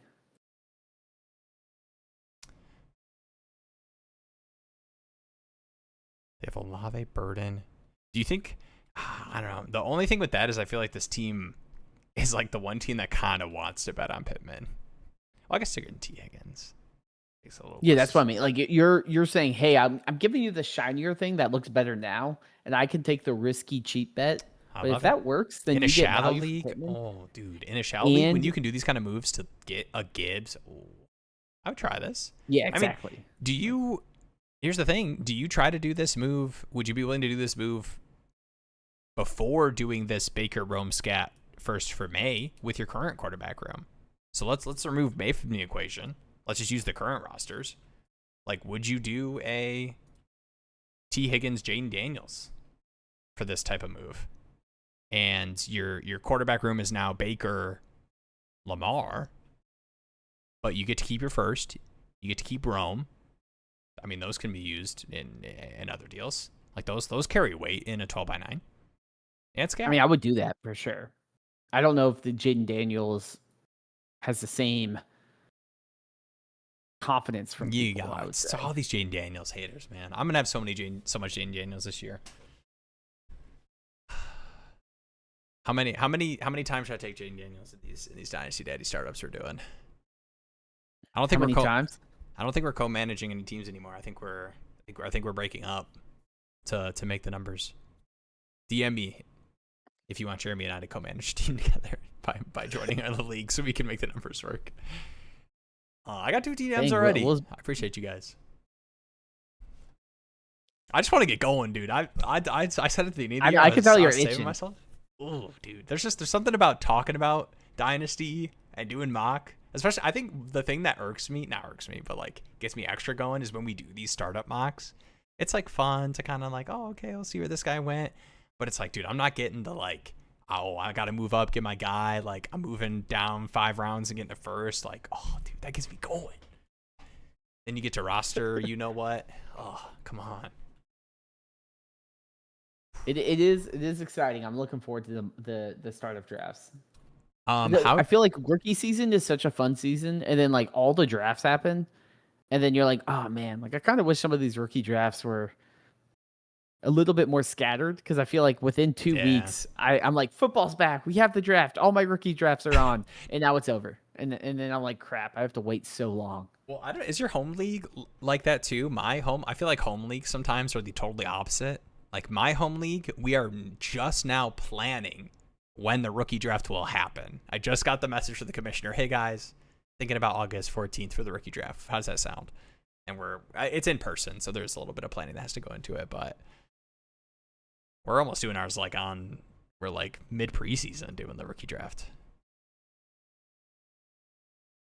How do you change the format of the startup rankings page to have it set up in boxes? Oh, that's the mock draft page. Yeah. So what I was looking at is when you go to, oh, it's us. We're live. The wait, why did I lose it? It's leagues and then mock draft. I can add a. Wait, am I stupid? I thought I was on leagues. Oh, is it because I'm? If you're connected to a league that has a it's completed draft, it will be draft grades. Okay.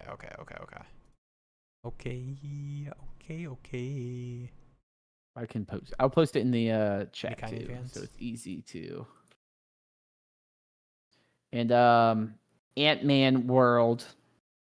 Why is Malik Benson's value crazy on the website? I don't know, and I will look at that. I did make some tweaks to the Dynasty Daddy algorithm. I didn't like how Gibbs and Bijan and Josh Allen and Jamar Chase were always ranked number 1, and they were all tied for the exact same value. So I was like, I want to add a little bit of noise there.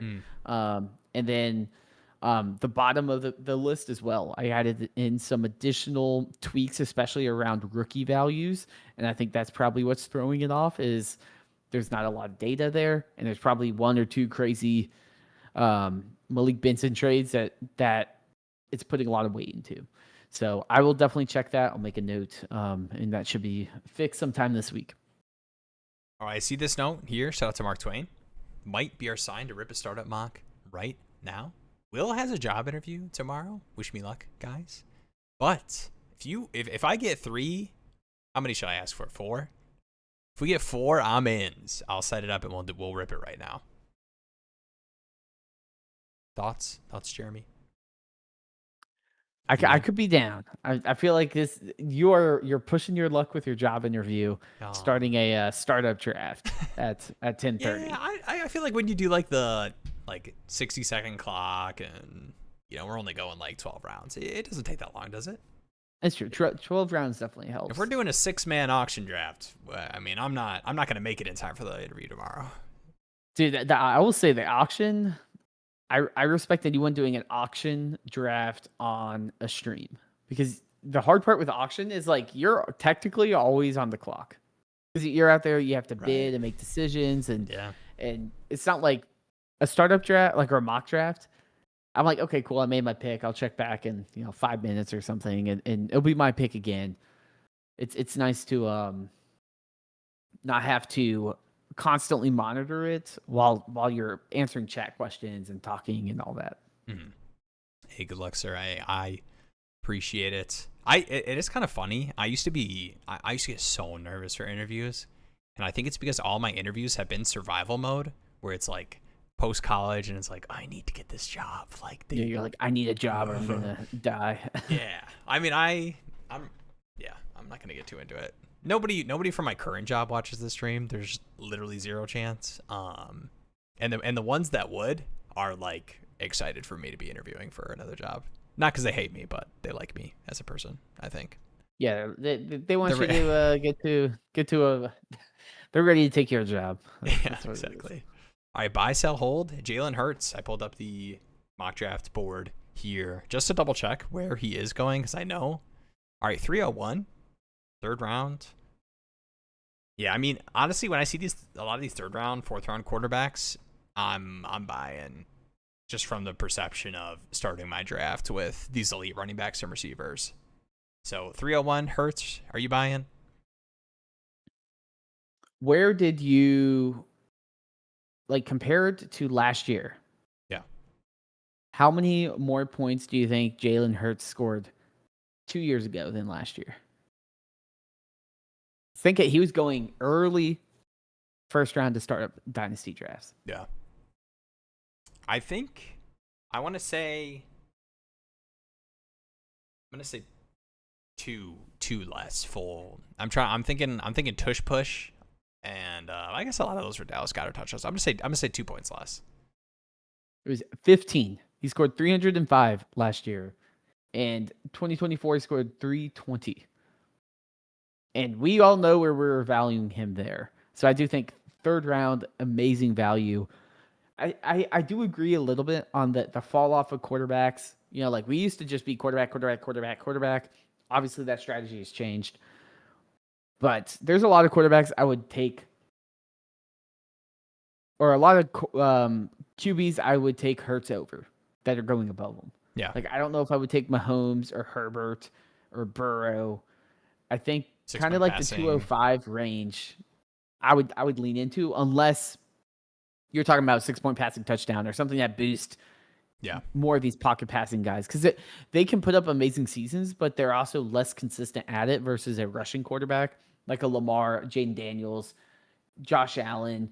I mean, it's crazy. Caleb Williams. I mean, 109 for Caleb Williams. The hype is ridiculous.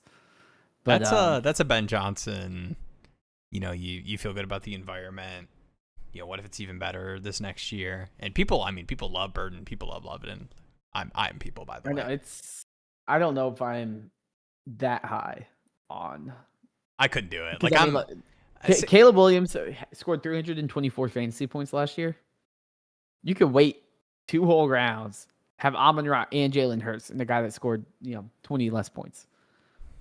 Like I would much rather do that. Like I just don't think it's not like Josh Allen upside where he's pushing 400 points and you're getting a significant boost to production. Yeah. Yeah, I mean that I 324. do think he's a good guy. That 324 we got last season, and you're staring down a 305 from Hurts. And I think a lot of the Hurts stuff is like people kind of doing the okay, if there's a quarterback in 3-4 years that is out of a job because things continue to go bad. Yeah, to me, people think like Hurts will be out of a job, but dude, Philly is just like, to me, a lot of the quarterback stability stuff has to do with, I mean, one, it has to be terrible play, which I would not attribute to Hurts, even with all the shade he gets. I think you could equally blame offensive coordinator stuff. And then two, I think a lot of it has to do with like how the team performs, right? It's like, I mean, if Philly is on the verge of, first round of the playoffs, how many times you got to do that consistently, having brought the team to Super Bowl before they kick you out. Yeah. It's not easy to find quarterbacks. Have you considered Caleb? Well, I like this one. Just traded J.K. Dobbins for Xavier Worthy. Single quarterback PPR start 9. Am I crazy? I mean, I like in the grand scheme of a start 9, I don't know if I want to start either of those players. But, I mean, as far as like upside, Worthy easily. Yeah, I mean, Dobbins has like 1-2 years probably left in terms of meaningful fantasy production. Mm-hmm. So I don't mind you trading for Worthy. Worthy has enough upside to where you'd be like, awesome. Like that's a guy I can rely on. Just because, I mean, last year the Chiefs were just a weird situation. So I imagine that things will improve. Just keep beating me at 109. And that's the other thing with Caleb is man, when you look at a lot of these other players, the guys around him, JJ, Amon-Ra, Brock Bowers, Love, Genty, even the Love, other quarterbacks, Jefferson, McBride. Yeah, we're talking about. I mean Lamar, Neighbors, CD, Jayden Daniels. I mean, Jayden Daniels had the best rookie year of all time.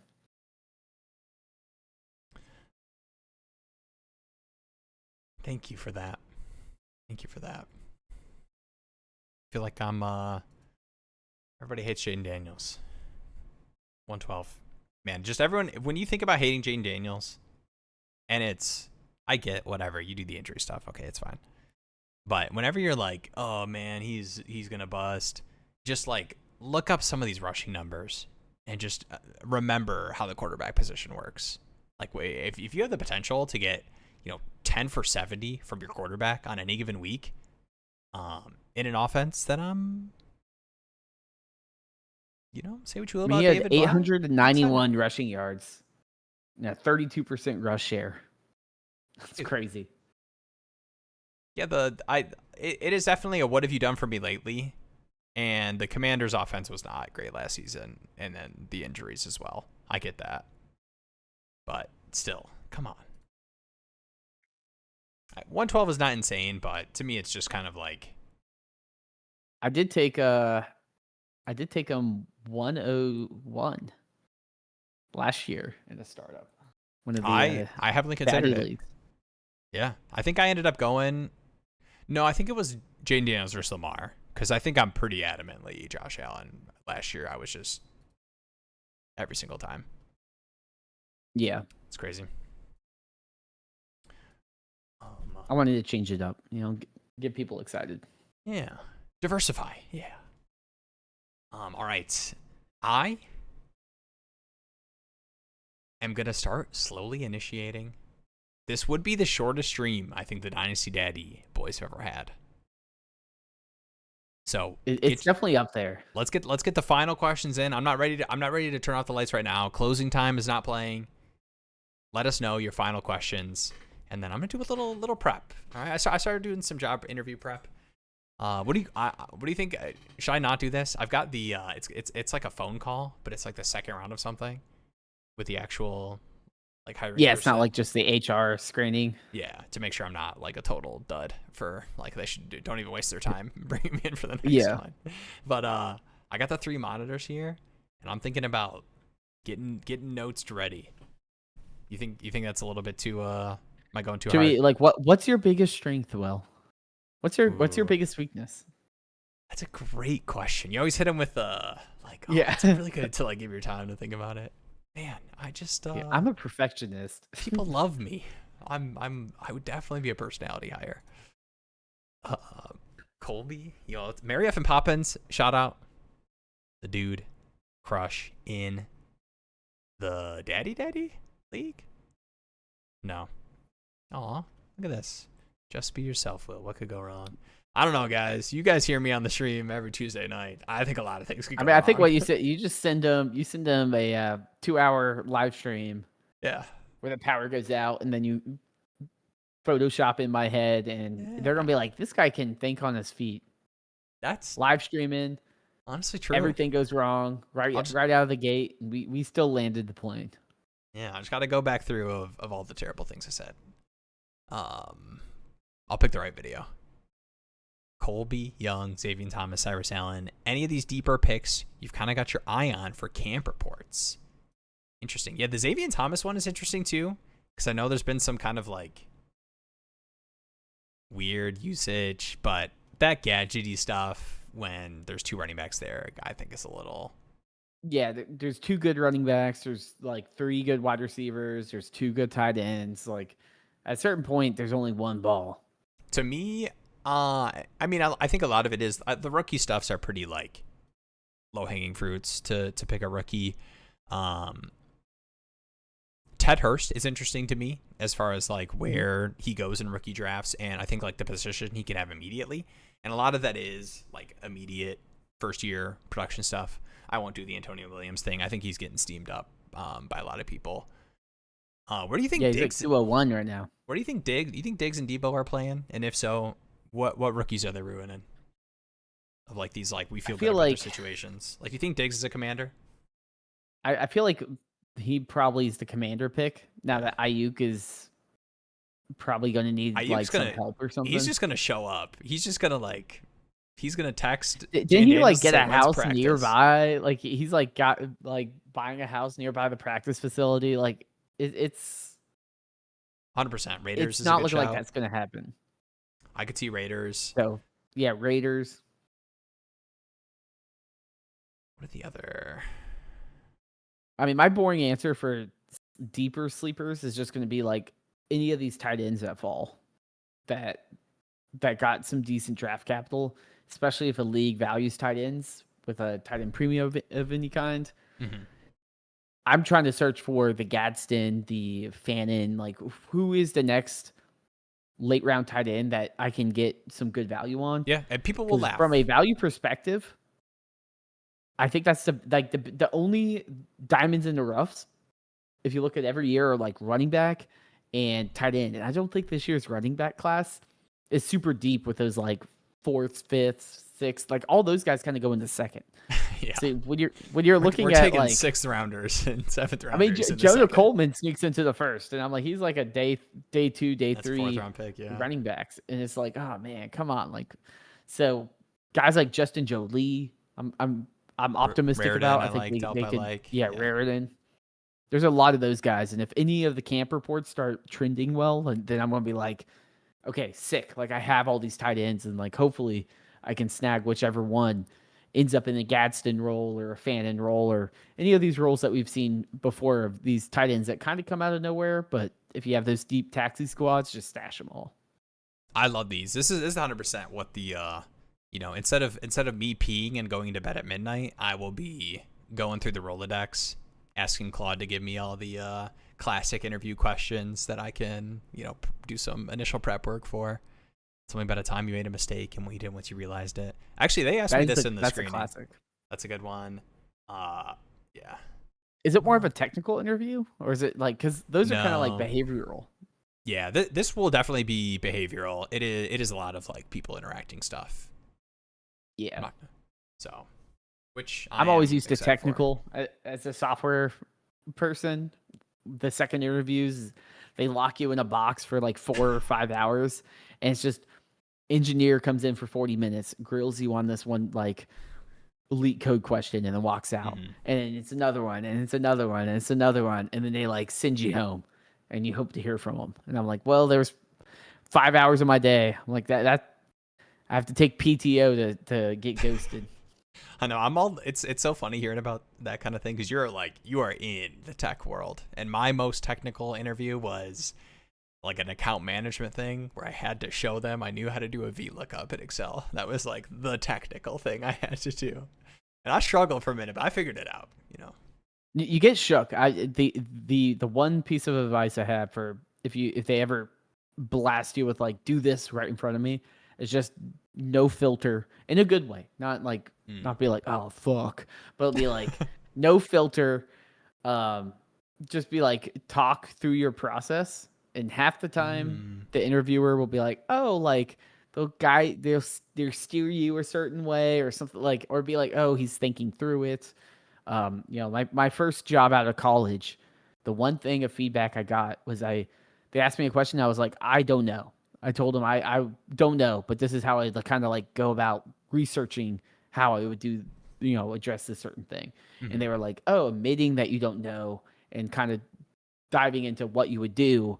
That's what we liked. And I'm like, oh, like if I just sat there and was like, I don't know, like and froze, like that wouldn't probably have gotten me that job. Yeah. I appreciate it. We should this should have just been the thumbnail should have been me doing this. Like I got a job interview tomorrow and it's like Dynasty Will has Trades. A job interview in 6 hours. I've had this software engineer job for 12 years now. My interview, I should have had you read this because I did a little peek ahead and I am not pronouncing that correctly. What is the I think it's Dijkstra, I think. Dijkstra's algorithm and when you would use it? I've only ever seen it written, but yeah. No, I mean all those interview questions are like software engineering interview questions are the dumbest. It's like random things like that. Can you do a bubble sort? 80% of the questions can be solved with a hash map. I might be speaking a different language to people, but Jordy Boy knows. He's like, hash map, yeah. Like that's. When I learned the hash map, I'm like, all these questions get a little bit easier because usually I'm like trying to over-engineer it, and they're like, just use a hash map, idiot. Hash map sounds like the most like frustrating part. Something I'm trying to do. All right, never mind. Go ahead. Sorry. I had half a joke written, but go ahead. The most annoying part, though, is that most of the work that you have to do is like, can you sort this thing? And you have to write the sorting algorithm. But in real life, all you do is just do like, list.sort and it does it for you. So it's like, can you write this .sort function that is built into the language? But yeah. Hash map from scratch. Yeah. It's always like, can you do this from scratch? Yeah. That's I've had to do that one before. I'm a little rusty on all the interview prep. Dude, I'm sure nowadays all the like technical remote job stuff, they're like you have to share all screens that you have. They don't want you yeah, with like the AI, I haven't even I haven't interviewed during like the Claude and AI tools and all that. I don't even know what they would ask because like all these questions are copy paste. AI would know it because AI is great at reinventing the wheel, and it's like these are all things that like write a hash map from scratch. Well, that's built into every coding language pretty much, so like it can just copy and paste that existing code. Mm-hmm. Yeah, so that to me is like, I don't even know what it would look like. But I haven't interviewed in a decent amount of time, so I would have to do some prep to see what it's like out in the streets again. Well, thank Dan Campbell that my interview is not technical tomorrow. 12-team Superflex PPR looking to move a QB for flex depth. Would you rather trade Willis for Parker Washington or Ward for Flowers or neither? Ooh, interesting. I mean, if you're set at quarterback, I mean, I'm trading Ward for Flowers. Yeah, for sure. I'll like ride with Willis. Yeah, the Willis like Parker Washington stuff. Like I do like the Washington buy, but that does kind of feel like in a super flex league. I feel like you're selling a little short for Willis. Like he's kind of the guy. Yeah, people hate. Yeah, but people hate Willis. So, shout out to Joe Blacko here. Saw there was a Willis note I didn't click on. He's big on Willis. Here we go. I think I clicked it because I wasn't prepared to like address the second part of this comment. Malik Willis. Yeah, the second part is a JD5 level ceiling. Here's the JD5 level ceiling, though. Wouldn't surprise me at all if we get some, like, 10 rushes for 80 yards from Malik Willis. That's the level ceiling. And you got to give some credit. The ceiling is, can they escape the bottom 5 picks? I do think there's something to be said. If you end in bottom 5, you're getting Dante Moore, you're getting Arch Manning. Like, and they're definitely they have to take those guys. Like, you got to take Arch Manning if he's there. You're not going to say, nah, we're good. You're not going to do the Colin Cowherd, hey, LeBron, we're good. We got Ben Simmons. Like, you're not doing that with Malik Willis, with Arch Manning. You know, like, you would take Arch Manning. So if he can make them like the 8th pick, I could see Willis having a career. But it's a small sample size. It's already priced in. But he's played well. The fact that it's already priced in, that he's like a 1-year bet, kind of, in a way, makes me somewhat interested in him, because, like, if I can send people treat him like he's Justin Fields. I would. Yeah, exactly. Where it's like, you're just buying for the rushing this year. And it's like, yeah, man. I mean, I don't know. Like, there's something to be said, and I'm not going to pretend to be like a QB analysis, breaking down everything. But, like, with QB what... QB school Will over here. Yeah, with what Green Bay does for the quarterbacks. Like, I think there's a lot of, like, throwing motion stuff that we've seen improvement on since, Liberty to, the Titans. Oof. I dropped Parker Washington in my Dynasty League at one point. Ask me anything. What's been your worst? Do you have, like, a worst drop that comes to mind? We can close on that. It's kind of hard for me to think about. Mine are more worst, like, I passed on. Like, my biggest, like, dud moment in my home league was, and I mentioned this before, it was fighting for letting me take veterans in the rookie draft, because that's how it was set up. And there was like, no, we didn't want to do that. And I was like, yeah, but it's a rule. Like we didn't vote on it. Are we going to vote on it now? Like in the 4th round, just like, let me take a vet. And they're like, fine, you can take a vet. And I took Jacoby Brissett over Puka Nacua. And and I would have taken Puka. Like, I was kind of like, he definitely would have been the pick. It wasn't just, he went after me. That hurts. Yeah, that's a tough one. I'd rather drop Parker Washington than take Jacoby Brissett over Puka Nacua rookie year. I'm trying to think. I mean, I believe there's like, I know there was a moment in one of my leagues with like Jalen Coker, and I was like, I kind of got him mixed up with I forgot there's another Coker or someone similar, and I was just like, these are both undrafted guys. Like, I don't need to pick them up. I don't need to waste a roster spot on them. Dang, the Panthers fan too. And Parker Washington was similar. Like, I was like, I don't need Parker. The issue is like Parker, like that league in specific had very deep benches. So then Parker Washington got picked up and just rode someone's bench for like a year and a half. So when I denied picking up Parker Washington, it was like he had 1 week for 8 points and like 2 catches. Like, why would I roster him? Yeah. It'd be a little bit of wish casting versus like this year I dropped him. But I'm sure there's some out there. I mean, that's something, I've been looking at making some tweaks. I have league legacy and stuff added to the site, and I want to add in like transaction history for all your leagues and be able to like search that and stuff. Oh yeah. So that could be something too that I could add in of like, I always here's some rough drops that you can kind of stomach. I know. I always tell people like the worst thing you can do is like look back at your startup draft, especially when you're pushing like 4 or 5 years, because it's like so much changes. Like, it's not, you can't put yourself like in the same you space. picked Zeke in the 1st round, and it's like, well, yeah, like that was right 5 years ago. Like, yeah, I know there's been I've gone like back and forth on like feeling awesome and terrible about where I took Daniel Jones in a startup like 6 years ago. But that's like the most like hot cold player. Yeah, like, is he good? Is he not? Is he good? Is he not? Is Achilles bad, or is he? Wait, he's going to play. Like, we got some positive. That's another. Honestly, man, I don't know. Okay, we should not end on this, but we are going to end on this. I don't know. I mean, medical advancements, peptides. I don't know. I'm not going to get into the weeds on any of that stuff. But I will say I'm a little bit more like, we've gotten a lot more positive injury expectation stuff with expected timelines, I think, that we've ever had in the past. With Patrick Mahomes, like how close he's been. Daniel Jones, like both of these guys, not only like avoiding the pup, but like sounds like they're going to be like ready and participating in camp. Like, that is Malik Neighbor. No, hey, okay, Jeremy, I think I think you got this wrong. Did you see? I think neighbors dodged the pup. Did he? Yeah, my thumbnail. Okay, my thumbnail I think is a little tricky because I got the pup Oh yeah, on it. not expected to be.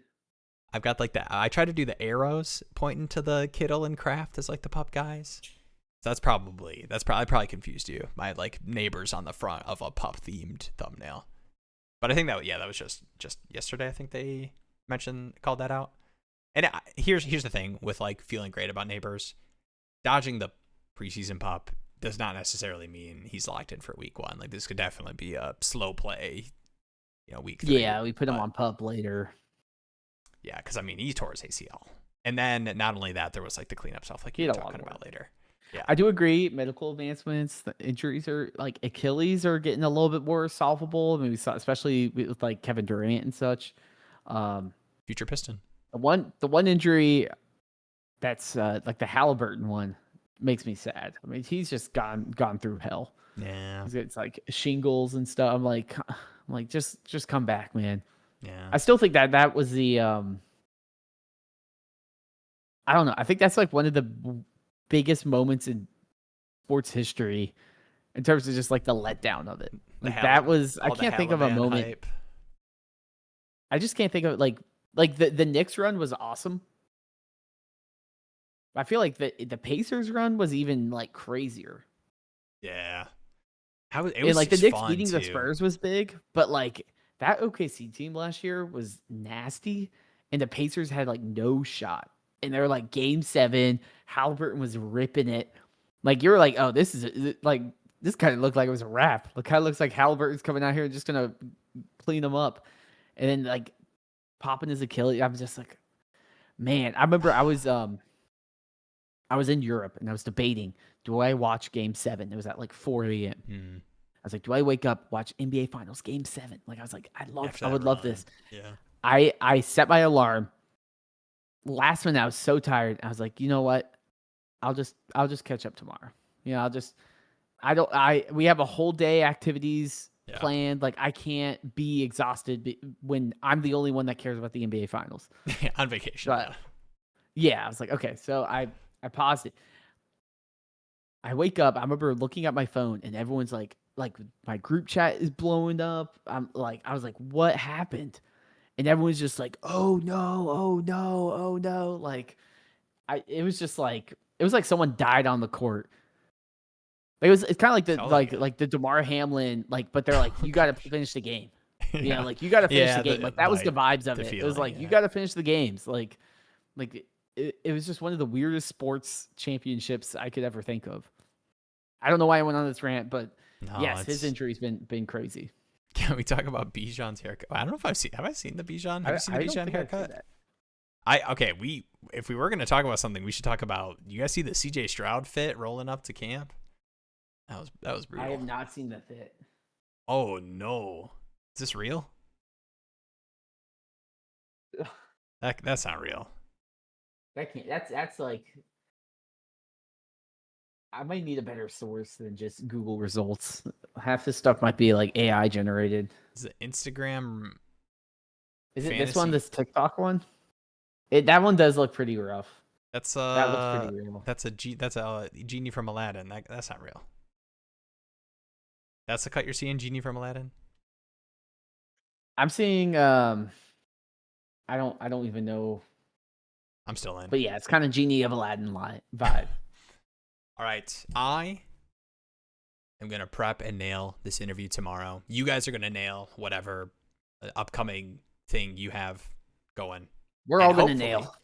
And hopefully the thing you're going to nail is a Dynasty Daddy startup draft this offseason. DM me if you're interested in joining. I have a couple of DMs already, but I think we definitely will still have 1 or 2 slots open. So if you're sitting there thinking, maybe, I don't know.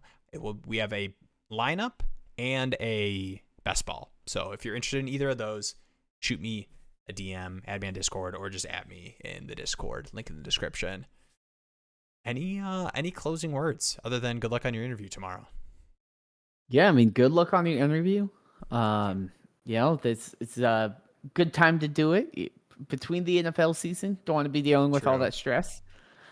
Get that like obviously, new job, like training. Like I don't have stuff going on the weekend. You know, I'm the new guy. Yeah, it'll be perfect. yeah, you have you don't have a ton of responsibilities, all of that stuff.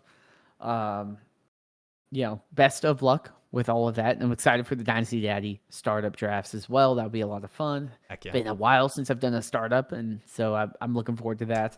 Have you been voting in the polls? In the Daddy Daddy League? I haven't voted yet. This guy, he says he's excited. He's not voting. I'm peeling back the curtain here. This is a live commissioner intervention. I had to get a filling today. Yeah, and just lost your power too. It was scheduled. It was scheduled for tomorrow, and I was like really not looking forward to it because it was like the last molar, and I was like replacing a filling, and I was like, this one's just gonna suck. They texted me. They're like, hey, we actually have an opening today. Do you want to just come in and do it now? And I'm like, sure, I'll do that. So I haven't really been monitoring my devices. I'll make sure to vote. No. I just set them up today, so it was still definitely working off the numb. Still working off the numbness.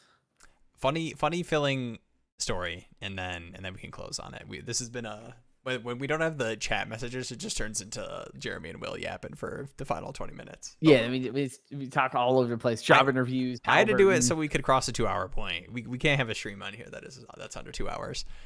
All right, my wife went to get a cavity filled, and they numbed the wrong side of her mouth, so they had to numb the other side, so her whole mouth was numb, and they gave her a BlackRock gift card as an apology, which honestly, you can numb both sides of my mouth for a $50 BlackRock gift card. I will happily honestly that's pretty nice. Yeah, I remember when I was a kid, they were numbing me up for something, and they were talking to me. They're like, oh, what you doing for summer?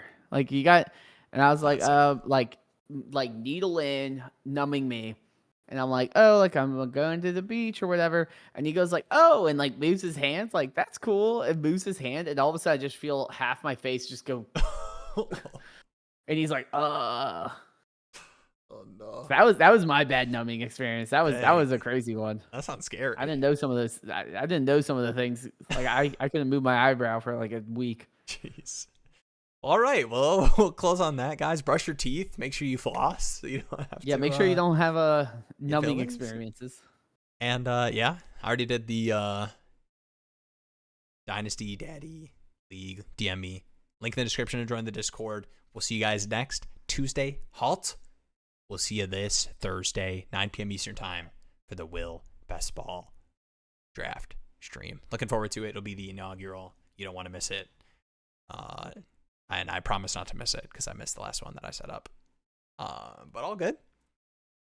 Jeremy, any parting? I already did the Jeremy. Any parting words? Any double parting words? Yeah, Are you saluting out? I'll salute. Good luck on your interview, and we'll get to interview recap breakdown on the best ball stream. Oh, that'll be uncut. I mean, maybe I should kind of call myself in case they look me up. They find Will Sanders. Oh man, who's Will? Dude, this guy. This guy interviewing me, absolute dunce. No, I'm taking Rico Dowdle here, and this interview sucked. No, it'll be good. It'll be good. All right, appreciate you all. Peace